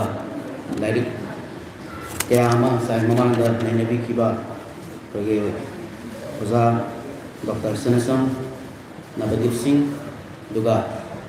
नसिगे थौरमसिदा मना क्या अंतुना सिगे थौरमसिना सोबा ओ नबगी थौरम पांगतोक पसिदा लेंगिरेबा अवार्डी पुनमक मिंगोइना पंजरबदा ओजा पियोबट्टा बेस्ट प्रिंसिपल अवार्ड फ्रॉम दी किबा ओजा ओजाय बोसना ए मनिकेतन मिंसिंग साइट award asi phangbikiba aduga ahumsubada koige Sri Nawem Rakesh koige marup sina Indo Bangla International Federation Friendship Award amsung South Asian Regional Countries Brilliant Award mana kaya ma phangbikiba aduga loina ngasi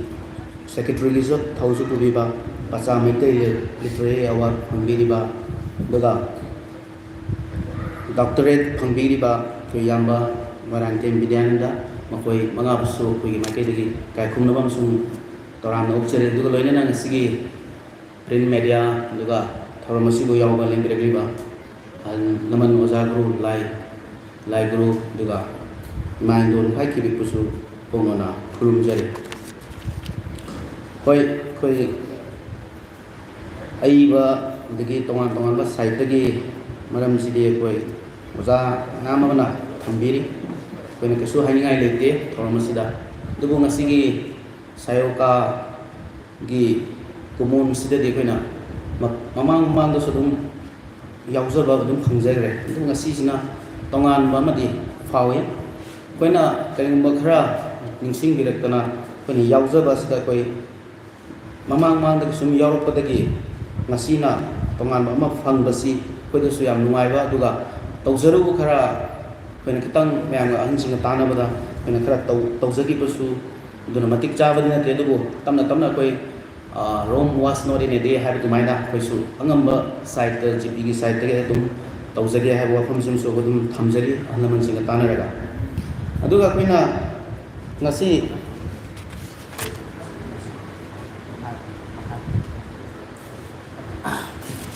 manasi pibada koina yamna nungaiba ma ka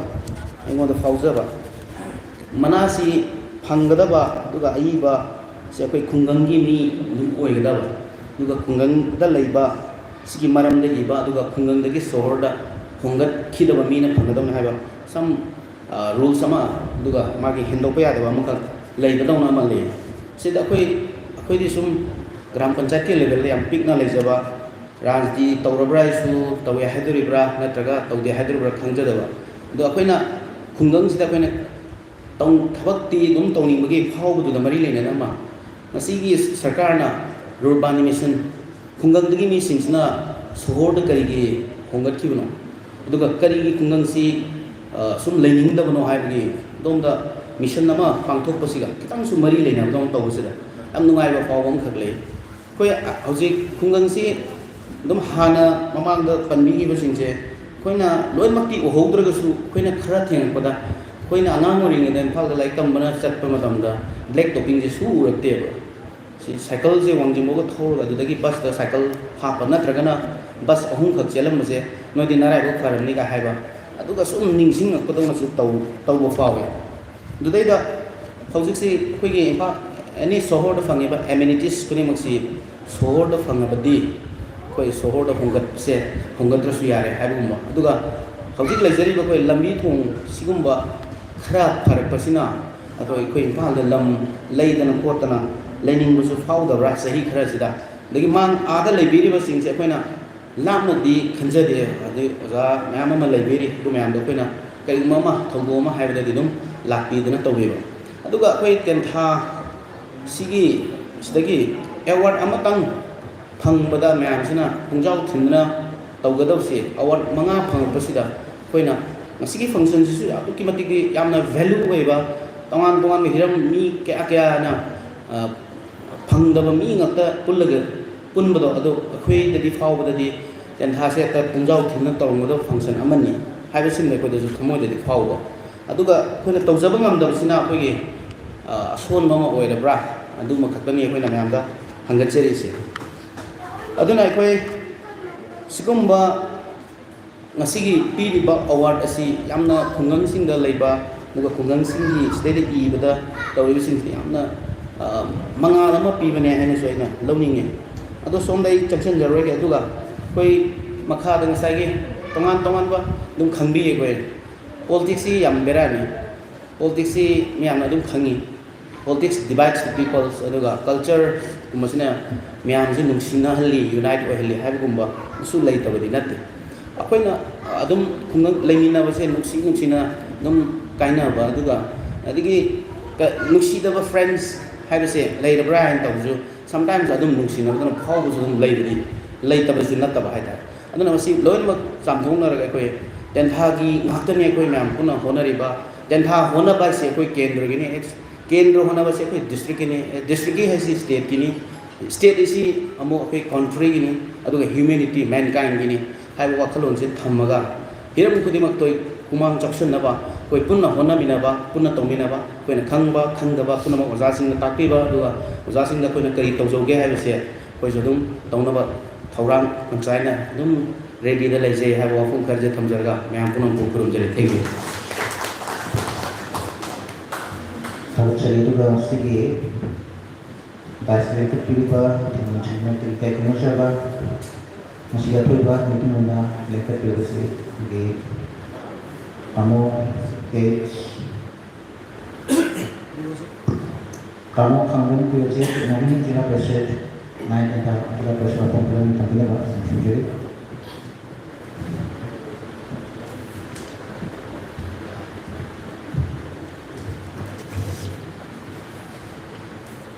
ngasi sayoka ki nimpu bung yusuba mapuk kuman parangat mari denena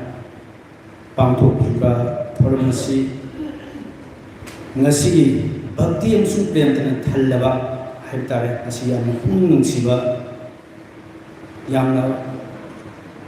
nung siba haitare pung kari haina pungdo kadamno han naman yang semanang su kadamte asim bathor masigi ngasigi gas open organization bilba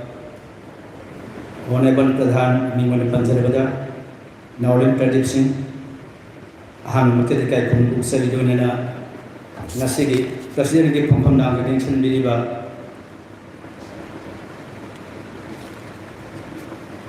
mingmane panjarabada Kartik Maiba President saya katakan tha amadi mangga election bilba ngasigi aikogi sayukana thol masiga mari lena aikogi tongan ba gram kya hat pambirak ba mingwan handat charbada aigi mam Dr. Manangkem Priyo Bhatak Singh Best Decent Award pambirakpa aigi yamba bosna yambem min keten ningsin saita sen di mana pambirakpa ba dunana aigi nau Rakesh Naurem Indo Bangla International Friendship Award amasung South Asian Regional Country Brilliant Award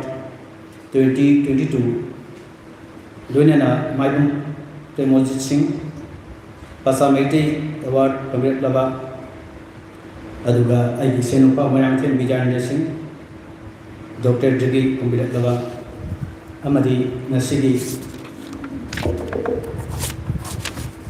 dai election punma dona mang election bilba halam singh ujapu lai bil punma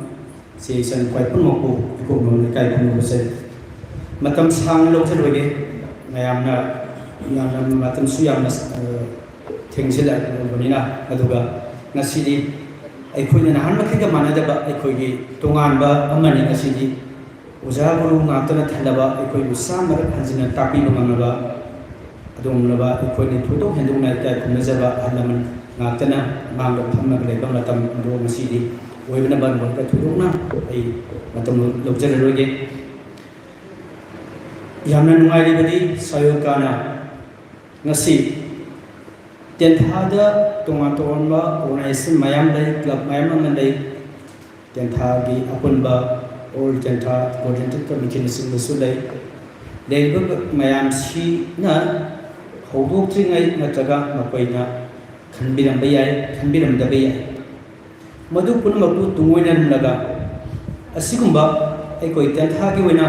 sathok sininga na kari gumba lamma mamda ꯁꯦꯡꯁꯤꯜꯂꯤꯕ ꯇꯣꯉꯥꯟ ꯇꯣꯉꯥꯟꯕ ꯃꯑꯣꯡꯗ ꯑꯩꯈꯣꯏꯒꯤ ꯃꯁꯛ ꯊꯣꯛꯅ ꯃꯤꯌꯥꯝꯅ ꯔꯤꯀꯣꯅꯥꯏꯖ ꯇꯧꯕꯤꯗꯨꯅ ꯁꯛ ꯈꯪꯕꯤꯔꯛꯂꯕ ꯁꯤꯡ ꯑꯁꯤꯗꯩꯗ ꯃꯈꯣꯏꯅ ꯇꯧꯖꯔꯤꯕ ꯁꯤꯟꯐꯝ ꯑꯗꯨꯗ ꯐꯪꯂꯛꯂꯤꯕ ꯑꯦꯋꯥꯔꯗꯇꯨ ꯐꯪꯂꯛꯇꯨꯅ ꯂꯥꯛꯏꯕꯁꯤꯗ ꯏꯟꯀꯔꯦꯖ ꯇꯧꯗꯨꯅ ꯄꯨꯛꯅꯤꯡ ꯊꯧꯒꯠꯄꯤꯅꯕꯒꯤꯗꯃꯛꯇ ꯁꯥꯌꯣꯛꯀꯥꯒꯤ ꯉꯁꯥꯏꯒꯤ ꯑꯩꯈꯣꯏꯒꯤ ꯂꯩꯔꯤꯕ ꯑꯣꯔꯒꯅꯥꯏꯖꯦꯁꯟ ꯑꯁꯤꯒꯤ ꯑꯍꯜ ꯂꯃꯟꯁꯤꯡꯒꯤ ꯑꯃꯗꯤ ꯑꯩꯈꯣꯏꯒꯤ ꯅꯍꯥꯁꯤꯡ ꯃꯈꯣꯏꯒꯤ ꯊꯃꯣꯏꯗ ꯐꯥꯎꯔꯤꯕ ꯃꯃꯜ ꯌꯥꯝꯂꯕ ꯑꯩꯈꯣꯏꯒꯤ ꯋꯥꯈꯜꯂꯣꯟ ꯑꯗꯨꯗꯤ ꯃꯗꯨꯒꯤꯗꯃꯛꯇꯗꯤ ꯍꯥꯏꯅꯤꯡꯉꯥꯏ ꯂꯩꯇꯅ ꯊꯥꯒꯠꯄ ꯑꯃꯁꯨꯡ ꯅꯨꯡꯉꯥꯏꯕ ꯑꯗꯨꯒ ꯆꯥꯎꯊꯣꯛꯆꯕ ꯑꯃꯁꯨ ꯑꯣꯏ ꯑꯩꯈꯣꯏ ꯃꯤꯑꯣꯏꯕꯁꯤ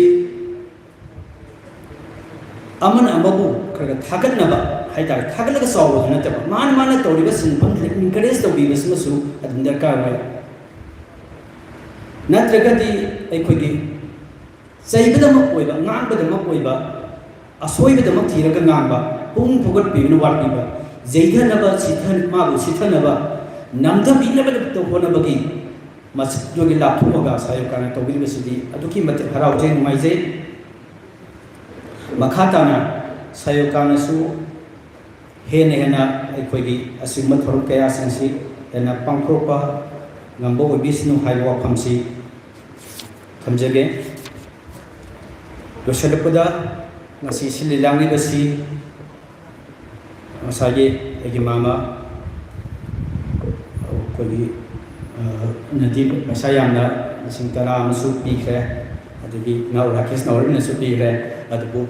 sigi ngasi yam daba mayam sililangi basi khar makhai das mate mandaba koi wanban pradhan ga igadi ngasi kaya ke du jige ya phawna thi bunna ti bane phawna jaraga adum mayam bafam da sinajal ma sinajal ma aduga losilakpada nasagi yamna pungning siba prem bhakti tan thallaba haibani ngasi mama pure bachana upiriba ekoi ahnam sing oja guru singta chatkadaba thaksi kasi thawalon beba ngasi kaikhar la koi society ni tya ka kina taw ekoi society ji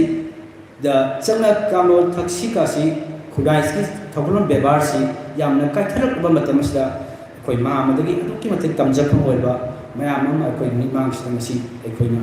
punsida mo hen kawroidaba dum lerani mama bosu hanana thagatba phungyu chari matam pumda ekoi ngasi migi mayam miraktaga kapai khong thang bang ngambon ngamdabu thang nga sasari dasi mama sina matam pumda ekoi da soiba mayam ama advice to bidina sumain satkadami sumain ngagadami hai mama dinna advice to be financially support to be morally adum mama sina support to biraga ngasi ekoi na kapai ga thang bang ngambon ngamdabu sasari dasi mama hoi mateng de bini haibo phamsi su thumbaga luna ahnam mayam punamak dai chin do puno ko mukana ko kunje Actually, the council is the government and city from Mapuay now, and she will get Majava, who was a party madam and a lecturer, presidential speech coming out. Actually,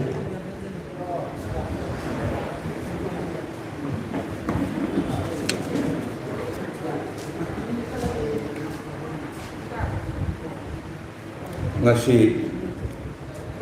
October di tarik tara saite okat kangyo tentagi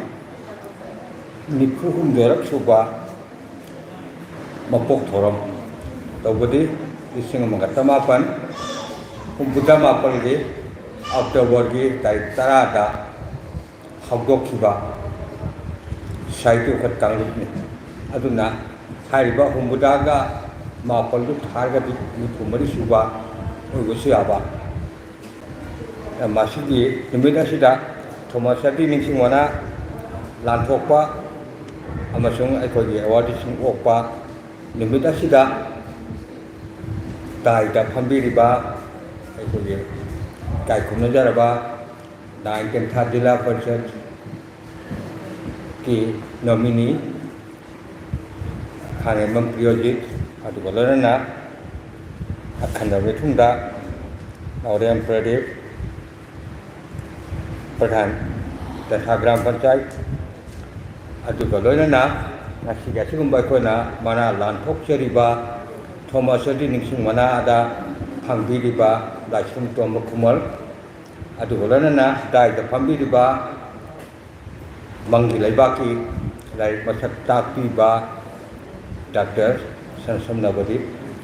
ꯑꯍꯥꯟꯕꯃꯛꯇꯗ ꯏꯀꯣꯛ ꯅꯣꯟꯖꯔꯤ ꯑꯗꯨꯒ ꯂꯣꯏꯅꯅ ꯇꯣꯉꯥꯟ ꯇꯣꯉꯥꯟꯕ ꯃꯐꯝꯗꯒꯤ ꯂꯥꯛꯄꯤꯔꯤꯕ ꯃꯌꯥꯏ ꯏꯝꯐꯥꯜꯗꯒꯤ ꯑꯗꯨꯒ ꯏꯃꯥꯈꯣꯜꯒꯤ ꯃꯥꯏꯀꯩꯗꯒꯤ ꯑꯗꯨꯒ ꯑꯇꯣꯞ ꯑꯇꯣꯞꯄ ꯈꯥꯉꯕꯣꯛꯇꯒꯤ ꯋꯥꯡꯖꯤꯡꯗꯒꯤ ꯂꯥꯛꯄꯤꯔꯤꯕ ꯃꯤꯑꯣꯏ ꯑꯩꯈꯣꯏ ꯁꯥꯍꯤꯇ꯭ꯌꯕꯨ ꯅꯨꯡꯁꯤꯕꯤꯗꯨꯅ ꯂꯦꯡꯕꯤꯔꯛꯂꯤꯕ ꯃꯤꯑꯣꯏ ꯄꯨꯝꯅꯃꯛꯄꯨꯁꯨ ꯑꯩꯅ ꯑꯍꯥꯟꯕꯃꯛꯇꯗ ꯏꯀꯥꯏ ꯈꯨꯝꯅꯕ ꯎꯠꯆꯔꯤ ꯑꯩꯈꯣꯏꯅ ꯉꯁꯤ ꯊꯣꯃꯥꯁ ꯍꯥꯔꯗꯤ ꯅꯤꯡꯁꯤꯡ ꯁꯥꯍꯤꯇ꯭ꯌ ꯃꯅꯥ ꯑꯁꯤꯗ ꯃꯥꯡꯗꯁꯨ ꯉꯁꯥꯏ ꯑꯩꯈꯣꯏꯒꯤ ꯃꯥꯡꯗ ꯇꯥꯛꯄꯤꯈꯤꯕ ꯑꯗꯨꯅ ꯑꯩꯈꯣꯏ ꯈꯨꯡꯒꯪꯗꯒꯤ ꯍꯦꯟꯗꯣꯛꯇꯕ ꯑꯗꯨꯒ ꯈꯨꯡꯒꯪꯒꯤ ꯃꯔꯝꯗ ꯏꯕ ꯁꯤꯒꯨꯝꯕꯒꯤ ꯃꯇꯥꯡꯗ ꯃꯤꯑꯣꯏꯁꯤ ꯊꯤꯔꯒ ꯑꯩꯈꯣꯏꯅ ꯃꯅꯥ ꯄꯤꯖꯕ ꯑꯗꯨ ꯉꯁꯥꯏ ꯃꯅꯥ ꯐꯪꯕꯤꯔꯤꯕ ꯑꯣꯖꯥ ꯇꯣꯝꯕꯅꯁꯨ ꯃꯥꯒꯤ ꯋꯥꯍꯩꯗ ꯌꯥꯎꯈ꯭ꯔꯦ ꯑꯩꯈꯣꯏꯗꯤ ꯏꯉꯛ ꯉꯛꯏ ꯑꯩ ꯀꯔꯤꯒꯨꯝꯕꯗ ꯁꯥꯌꯣꯀꯥꯗ ꯂꯥꯏꯔꯤꯛ ꯄꯤꯈꯠꯈꯤꯗꯦ ꯀꯔꯝꯍꯥꯏꯅ ꯇꯧꯕꯤꯔꯛꯄꯅꯣ ꯍꯥꯏꯕ ꯑꯗꯨ ꯑꯩꯈꯣꯏ ꯃꯤꯉꯣꯟꯗꯒꯤꯁꯨ ꯂꯥꯏꯔꯤꯛ ꯀꯧꯗꯦ ꯑꯩꯈꯣꯏꯅ ꯊꯤꯔꯒ ꯀꯅꯥ ꯀꯅꯥ ꯀꯗꯥꯏꯗ ꯆꯠꯈ꯭ꯔꯦ ꯀꯅꯥ ꯀꯅꯥꯅ ꯀꯔꯤ ꯐꯣꯡꯈ꯭ꯔꯦ ꯀꯔꯤ ꯂꯥꯏꯔꯤꯛꯅꯣ ꯀꯔꯤ ꯃꯔꯝꯒꯤꯅꯣ ꯍꯥꯏꯕ ꯑꯃ ꯁꯨꯃꯥꯏꯅ ꯊꯤꯔꯒ ꯄꯤꯖꯕꯅꯤ ꯃꯁꯤꯒꯤ ꯃꯅꯥ ꯑꯁꯤ ꯑꯩꯈꯣꯏ ꯑꯣꯖꯥ ꯔꯥꯖꯦꯟꯅ ꯊꯣꯃꯥꯁ ꯍꯥꯔꯗꯤꯅ ꯇꯧꯔꯤꯕ ꯊꯣꯃꯥꯁ ꯍꯥꯔꯗꯤꯅ ꯃꯈꯨꯡꯒꯪ ꯊꯥꯗꯣꯛꯇꯅ ꯑꯇꯣꯞꯄꯗ ꯆꯠꯂꯨꯔꯒꯁꯨ ꯃꯈꯨꯡꯒꯪꯗ ꯍꯜꯂꯛꯑꯒ ꯂꯩꯕ ꯑꯗꯨꯃꯥꯏꯅ ꯑꯣꯖꯥ ꯔꯥꯖꯦꯟꯅ ꯃꯁꯤꯒꯤ ꯃꯥꯒꯤ ꯊꯣꯃꯥꯁ ꯍꯥꯔꯗꯤꯅ ꯆꯠꯂꯤꯕꯁꯤ ꯄꯥꯝꯕꯗꯒꯤ ꯊꯣꯃꯥꯁ ꯍꯥꯔꯗꯤ ꯅꯤꯡꯁꯤꯡ ꯃꯅꯥ ꯑꯁꯤ ꯄꯤꯕ ꯍꯧꯔꯛꯄꯁꯦ 2018 ꯁꯨꯕ ꯀꯨꯝꯖꯥꯗ ꯀꯩꯁꯨ ꯂꯩꯇꯕ ꯑꯩꯅ ꯑꯩꯈꯣꯏꯒꯤ ꯇꯦꯟꯊꯥꯒꯤꯗꯃꯛꯇ ꯇꯦꯟꯊꯥ ꯈꯨꯟꯗꯥꯔꯣꯜ ꯀꯧꯕ ꯂꯥꯏꯔꯤꯛ ꯇꯦꯟꯊꯥꯒꯤ ꯃꯔꯝꯗ ꯑꯩꯅ ꯏꯖꯈꯤꯕ ꯂꯥꯏꯔꯤꯛꯇꯣ 2018ꯗ ꯐꯣꯡꯈꯤꯕꯅꯤ ꯁꯥꯌꯣꯀꯥꯅ ꯐꯣꯡꯈꯤꯕꯅꯤ ꯑꯗꯨꯕꯨ ꯆꯍꯤ 4 ꯂꯩꯔꯒ 2018ꯗ ꯑꯩꯉꯣꯟꯗ ꯊꯣꯃꯥꯁ ꯍꯥꯔꯗꯤ ꯅꯤꯡꯁꯤꯡ ꯃꯅꯥꯁꯦ ꯑꯩꯉꯣꯟꯗ ꯂꯥꯟꯊꯣꯛꯄꯤꯈꯤ ꯃꯗꯨꯗꯒꯤꯗꯤ ꯂꯦꯞꯇꯅ ꯑꯩꯈꯣꯏꯅ ꯂꯥꯟꯊꯣꯛꯅꯕ ꯑꯩꯈꯣꯏ ꯀꯅꯥꯗꯒꯤꯁꯨ ꯂꯥꯏꯔꯤꯛ ꯀꯧꯔꯨꯗꯅ ꯑꯩꯈꯣꯏ ꯃꯊꯪꯗ 2019ꯗ ꯍꯧꯖꯤꯛ ꯆꯍꯤ 34-35 ꯁꯨꯔꯕ ꯊꯣꯡꯖꯥꯎꯗꯒꯤ ꯇꯣꯔꯆꯧ ꯁꯪꯆꯦꯠ ꯁꯥꯕꯝ ꯍꯥꯏꯗꯅ ꯑꯃꯅ ꯏꯕ ꯊꯣꯡꯖꯥꯎꯒꯤ ꯃꯔꯝꯗ ꯊꯣꯡꯖꯥꯎ ꯈꯨꯟꯊꯣꯛꯂꯣꯟ ꯀꯧꯕ ꯂꯥꯏꯔꯤꯛ ꯑꯃꯗ ꯃꯊꯪ 2019ꯗ ꯄꯤꯈꯤ ꯃꯗꯨꯁꯨ ꯃꯍꯥꯛꯅ ꯊꯣꯡꯖꯥꯎꯒꯤ ꯃꯔꯝꯗ ꯌꯥꯝꯅ ꯀꯨꯞꯅ ꯊꯣꯡꯖꯥꯎ ꯈꯛꯇꯒꯤ ꯑꯣꯏꯅ ꯂꯩꯕ ꯊꯣꯡꯖꯥꯎꯗꯒꯤ ꯍꯦꯟꯗꯣꯛꯇꯕ ꯑꯗꯨꯒꯤ ꯃꯊꯪꯗ ꯑꯩꯈꯣꯏꯅ ꯑꯃꯨꯛꯀ ꯃꯊꯪꯒꯤꯁꯤ ꯀꯅꯥꯗ ꯄꯤꯒꯗꯒꯦ ꯍꯥꯏꯅ ꯀꯅꯥꯁꯨ ꯀꯧꯗꯦ ꯑꯩꯈꯣꯏ ꯀꯅꯥꯗꯒꯤꯁꯨ ꯂꯥꯏꯔꯤꯛ ꯀꯧꯕ ꯂꯩꯇꯦ 2018ꯗ ꯇꯈꯦꯜꯂꯝꯕꯝ ꯅꯣꯒꯦꯟꯗ꯭ꯔꯣ ꯍꯥꯏꯅ ꯄꯂꯦꯟꯗꯒꯤ ꯅꯨꯄꯥ ꯑꯃꯗ ꯄꯤꯈꯤ ꯃꯗꯨꯁꯨ ꯃꯥꯅ ꯏꯈꯤꯕ ꯄꯂꯦꯟꯒꯤ ꯃꯔꯝꯗ 이수가 냈다. ꯑꯩꯈꯣꯏꯅ ꯄꯤꯈꯤꯕꯅꯤ ꯑꯀꯧꯕ ꯂꯩꯇꯦ ꯁꯨꯃꯥꯏꯅ ꯃꯊꯪꯗꯗꯤ ꯋꯥꯡꯖꯤꯡꯗꯒꯤ ꯏꯝꯅꯥ ꯃꯍꯦꯟꯗ꯭ꯔ ꯀꯨꯃꯥꯔꯗ ꯄꯤꯈꯤ ꯑꯗꯨꯒꯤ ꯃꯊꯪꯗ ꯀꯛꯆꯤꯡꯗꯒꯤ ꯆꯟꯗ꯭ꯔꯃꯅꯤꯗ ꯄꯤꯈꯤ ꯑꯩꯈꯣꯏꯅ ꯃꯁꯤꯒꯤ 2022 ꯑꯁꯤꯗ ꯄꯤꯅꯅꯕꯁꯤ ꯑꯩꯈꯣꯏ ꯀꯅꯥꯗ ꯄꯤꯒꯗꯒꯦ ꯍꯥꯏꯕꯁꯤꯗ ꯑꯩꯈꯣꯏꯒꯤ ꯑꯉꯥꯡꯁꯤꯡ ꯑꯩꯈꯣꯏꯒꯤ ꯃꯦꯝꯕꯔꯁꯤꯡꯅ ꯈꯕꯔꯗ ꯍꯥꯞꯁꯤꯔꯥ ꯂꯥꯏꯔꯤꯛ ꯀꯧꯁꯤꯔꯥ ꯀꯔꯝꯍꯥꯏꯅ ꯇꯧꯁꯤꯒꯦ 하여튼 깐나 라이릭 거우로 라이릭 거우르거디 라이릭 거우보다 아이기 라이릭이다 비비로 아이기 어디도 비비로 나타가나 미연이 타든 그래 마기 라이릭 내 이모네 있다니 헬리 하이고 아픔 손다 양놈 미심지나 뽕닝다 아버지 마랑 호바 라이거나 아이코이 오자또 뭐기 라이릭이 아이코나 오자또 뭐는 라이릭도 아이코이 우리 빠게 하고시 하이우디 아이코이 방그래 오자 또 뭐기 라이 동안 동안 혼자게 거기나 키래가 아주 그데 Oja Tuambagi Kangabok Masung Kokto Puyase, 100 people Puihana, I call the members in that. I call the Pukalaga, Nasi, Ratom, the Pijaban. At the Matan is looking at the Pigate, Haibangam de, Koi Kangde. I do Kauzuko. I call it Tiraga, and I can act like Kalito. Hibers from the I call it Pijaniba. I do Sumatogna, Oja Tuambagi, Kangabo, Amasung, Ikonto, Puya Hibase, Kamoki Maram, the Yam, Sukaina, Yaraba, Kamo, Kunji. Oji ke hari wajah kita lagi paha tamda kah waktu school kaya lagi club kaya lagi macam dia member na jila persen na kana kagre perdana kana kagre hai bun singba ada ke singgung bapaya malah kulaki ada ke di layar harawang kaya lagi ada ke bamuni lah sana kaya lagi apa je kah wak masuk ikon tu puya sida pagi lagi dikang kah wak jauh kerja sida sumana kah wak mana kang kaya pertara ke di kah wak ikon tu puya Bagiu kangen. Sumana, ay ko na tagjabani, adu ko lolo na, ay na muka, miyam da, hajan ba mana. Kaya mang dasu, kaya pertib na su hay kare. Meeting si, rajniti na, rajniti si miyam ng sinade, dharma su ng sinade, Hindu dharma satpanga. Islam dharma satpanga nungsinate Hindu dharma satpanga Maitai dharma masih informasi pada wahai tamu dan saya kan lagi dan sekretari Prokurir Negara Indonesia Jemaatan Prinsip Sendiri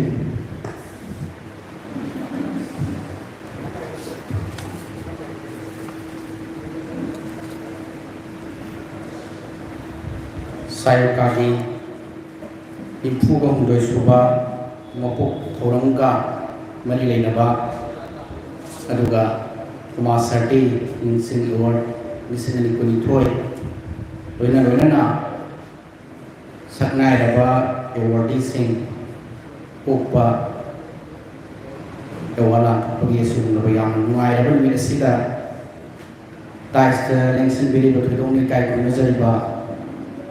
Asigi akan berhitung lain menggunakan seragam Nawen Producing Pradhan Tentang Gram Pansai atau berhitung lain Kangin Pong Priojit nomini 9 Tentang Jila Pariset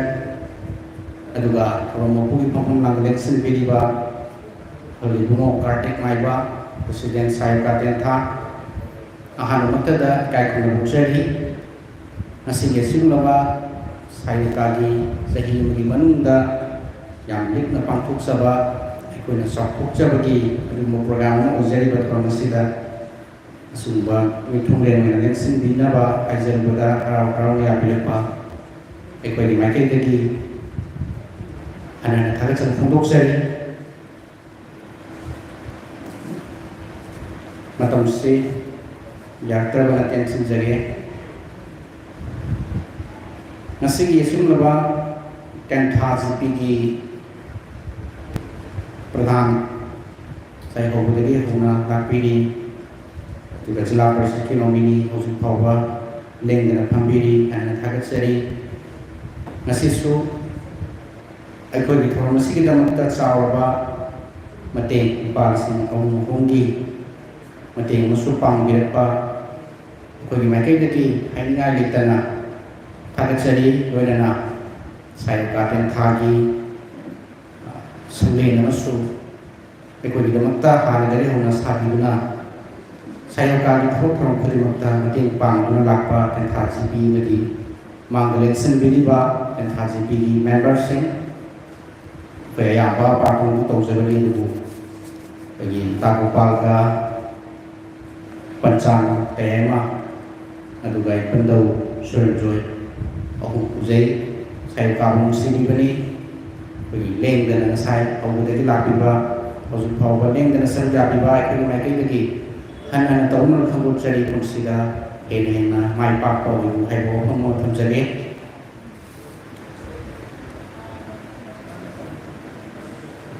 aduga masigi Thomas Hardy Award isingani kunithoi phunbiraba thudong nei kai kham nazariba isingani kunithoi gi sumba award phunbiraba kai kham nazariba oza Laisram to bakhuman ko gi maikai dagi award si bu lobinaba haizarbuda ya birapa sai ka gi maikai dagi hanan thakachari patang sinjabama ko gi halu gona akpi ki bada ai ba award si pina bagi lai se ko na oza si tamna oza si kathi zabanate lai mari manga ko komjun jabani manga su male ai ba lai nga si panar matunda ukhanara ko matanda su panjabani oza nga ko ni lai adu bukapi bada yawi aduga thang bukagi oza atopa mani su yawani hadakise asmaina su pukhanara ko matamda oza manga muna lai si papir matunda dakidi oza laisam tong ba kumun lai sina hena matik sare bi bada sina mupam sipi bada hena matik sare ha ko mama khana zar matunda tapi bagi matungina ai wasi sina bibani ahli bungo na konna biliba aduga masjid hada di labor mayam juga hai di sayukana tawmat jaliba bijaliba awards di yang sanadre masih kita mata baza laisam to kumanna ikoi usuru ngapina ba musung tarang usung dina ba haije kaga wahidan hapsun jabani ngasai kino kere so fai bihau da bagi adu magi tanta longzaraga oidongna hina nungaije masih setting from masida dam dari lapiba te khagi ni ko haidi wangjung na ke gi koridor gi mayan palgi aduga asumba mayam si yaw traga di kan thagi di ko setting misi kharle jaraga su hen mapung phada ba hai kar adana asumba mi ngona panjatre lapiran ni oza wangjung ni oza su na roina lapi mata jitena lapi masih kita mata ko maike gi koridor kalwina na wangsingi uzasing main pali uzasing ko gi maike gi hanan thakachari aduga ko gi hengang dagi yam lakna lakpiba uzana oibam khambalwa aina di panthau haina kauzaba uzana nasi thormusida sau yaba yam lakna lakpiba sai ka gi maike gi hanan tawno khambuchari thakachari phongduksari aduga masigi sumlawa thormusida pergi oza aisyon to bakumanna palising magi matin panggilan ni masih kita tu suza kan kada sari dengan oza purwarta juga yamba rakis na palising ni muslim birame oza purwarta sul palising tara dulu oza ibu senana sulaba dudukna asam peminaketen gi buat pipi dapat lagi asing masuk ekor saya kaki mereka itu betul tapi guna asing belai ngomong naik atau belai kerap kalau kusin nabi gani tapi asing mereka lagi saya kaki mereka lagi hanya nasi tomal kampung ceri doina na yang menuai jawab maga dulu sudah pada ekor ini saya kaki program kedua maksud ekor ini yang lain apa justru kalau boleh deh kalau komjen bagi tasing bagi kajian bagi kayak yang tu nak kajian bagi na kayak nama kata nak kajian bagi nanti ahal singa duna matam du 1979 da hokdok piramba ngasi ko ni ko na yang nau ba ngarang an katang ahan sing sing matung ingba phangna bani na seri macha ma ilega moi ga kongna zaro phangna ba moi ga loina zaro phangna ba ko na zaro pasida ngasi ko na secretary ni na stage te ka khala law ang se lai wi ba matam du hokdok piramba sai ka hokdok piramba ahal sing du ki mapal ni haina khanja ba na sisu ahal sing adu ning sini kau ngom de makoi bod ma ikai ko seri hai wo kon tamjage aduga jiki aina panjabasta aro bela to panjage za samu saitagi thoromda aduma sitha dabani aduga thodonga saitagi lam jadi ka hena yawi benate adu saitagi adu da thidana sayuga gi ahal nam sing ekoi sibidana rapiba ozalan do ekoi program ni hai di oza yaw ko di ekor zayau ke yang main terlalu sih sudah melapi memang sudah usaha dalam lapi baik itu mereka dengan kada seri. Kalau nak usaha, ibu bisa ꯂꯩꯔꯤꯕ hall ꯑꯁꯤꯒꯤ ꯆꯤꯌꯔꯗꯒꯤ ꯑꯗꯨꯒ ꯁ꯭ꯇꯦꯖꯀꯤ ꯂꯩꯔꯤꯕ ꯃꯌꯥꯝꯁꯤꯡꯁꯦ ꯑꯣꯖꯥ ꯑꯍꯜ ꯑꯅꯤ ꯑꯣꯖꯥ ꯂꯟꯗꯨꯡꯒ ꯑꯣꯖꯥ ꯏꯕꯣꯕꯤ ꯁꯛꯀꯅ ꯑꯩꯈꯣꯏ ꯄꯨꯝꯅꯃꯛꯇ ꯑꯩꯈꯣꯏ ꯑꯋꯥꯠꯄ ꯂꯣꯏꯅꯃꯛ ꯑꯌꯨꯛꯇꯒꯤ ꯁꯦꯝ ꯁꯥꯕ ꯌꯥꯎꯕꯤꯗꯅ ꯁꯤꯟꯅꯕꯤꯗꯅ ꯑꯩꯈꯣꯏꯗ ꯃꯇꯦꯡ ꯄꯥꯡꯕꯤꯕꯅꯤ ꯃꯁꯤꯒꯤꯗꯃꯛꯇ ꯍꯥꯟꯅ ꯊꯥꯒꯠꯆꯕ ꯐꯣꯡꯗꯣꯛꯆꯔꯒ ꯂꯥꯛꯄꯤꯔꯤꯕ ꯑꯣꯖꯥ ꯃꯌꯥꯝ ꯑꯩꯅ ꯃꯤꯡ ꯄꯜꯍꯧꯕꯗ ꯌꯥꯎꯍꯧꯗꯕ ꯆꯤꯊꯍꯧꯕ ꯑꯗꯨꯒ ꯁꯚꯥꯒꯤ ꯄꯨꯟꯅ ꯀꯟꯅꯤꯕꯅ ꯑꯩꯉꯣꯟꯗ ꯅꯤꯡꯁꯤꯡꯕ ꯊꯣꯛꯇꯕ ꯌꯥꯎꯕꯤꯔꯤꯕ ꯈ꯭ꯋꯥꯏ ꯄꯨꯝꯅꯃꯛ ꯁꯨꯞꯆꯤꯟꯅ ꯑꯃꯨꯛꯇꯪ ꯈꯨꯔꯨꯝꯖꯔꯒ ꯍꯥꯟꯅ ꯊꯥꯒꯠꯆꯕ ꯐꯣꯡꯗꯣꯛꯆꯩ ꯑꯩ ꯊꯥꯒꯠ ꯋꯥꯍꯩ ꯈꯤꯇꯪ ꯁ꯭ꯋꯥꯏꯗ ꯄꯤꯖꯩ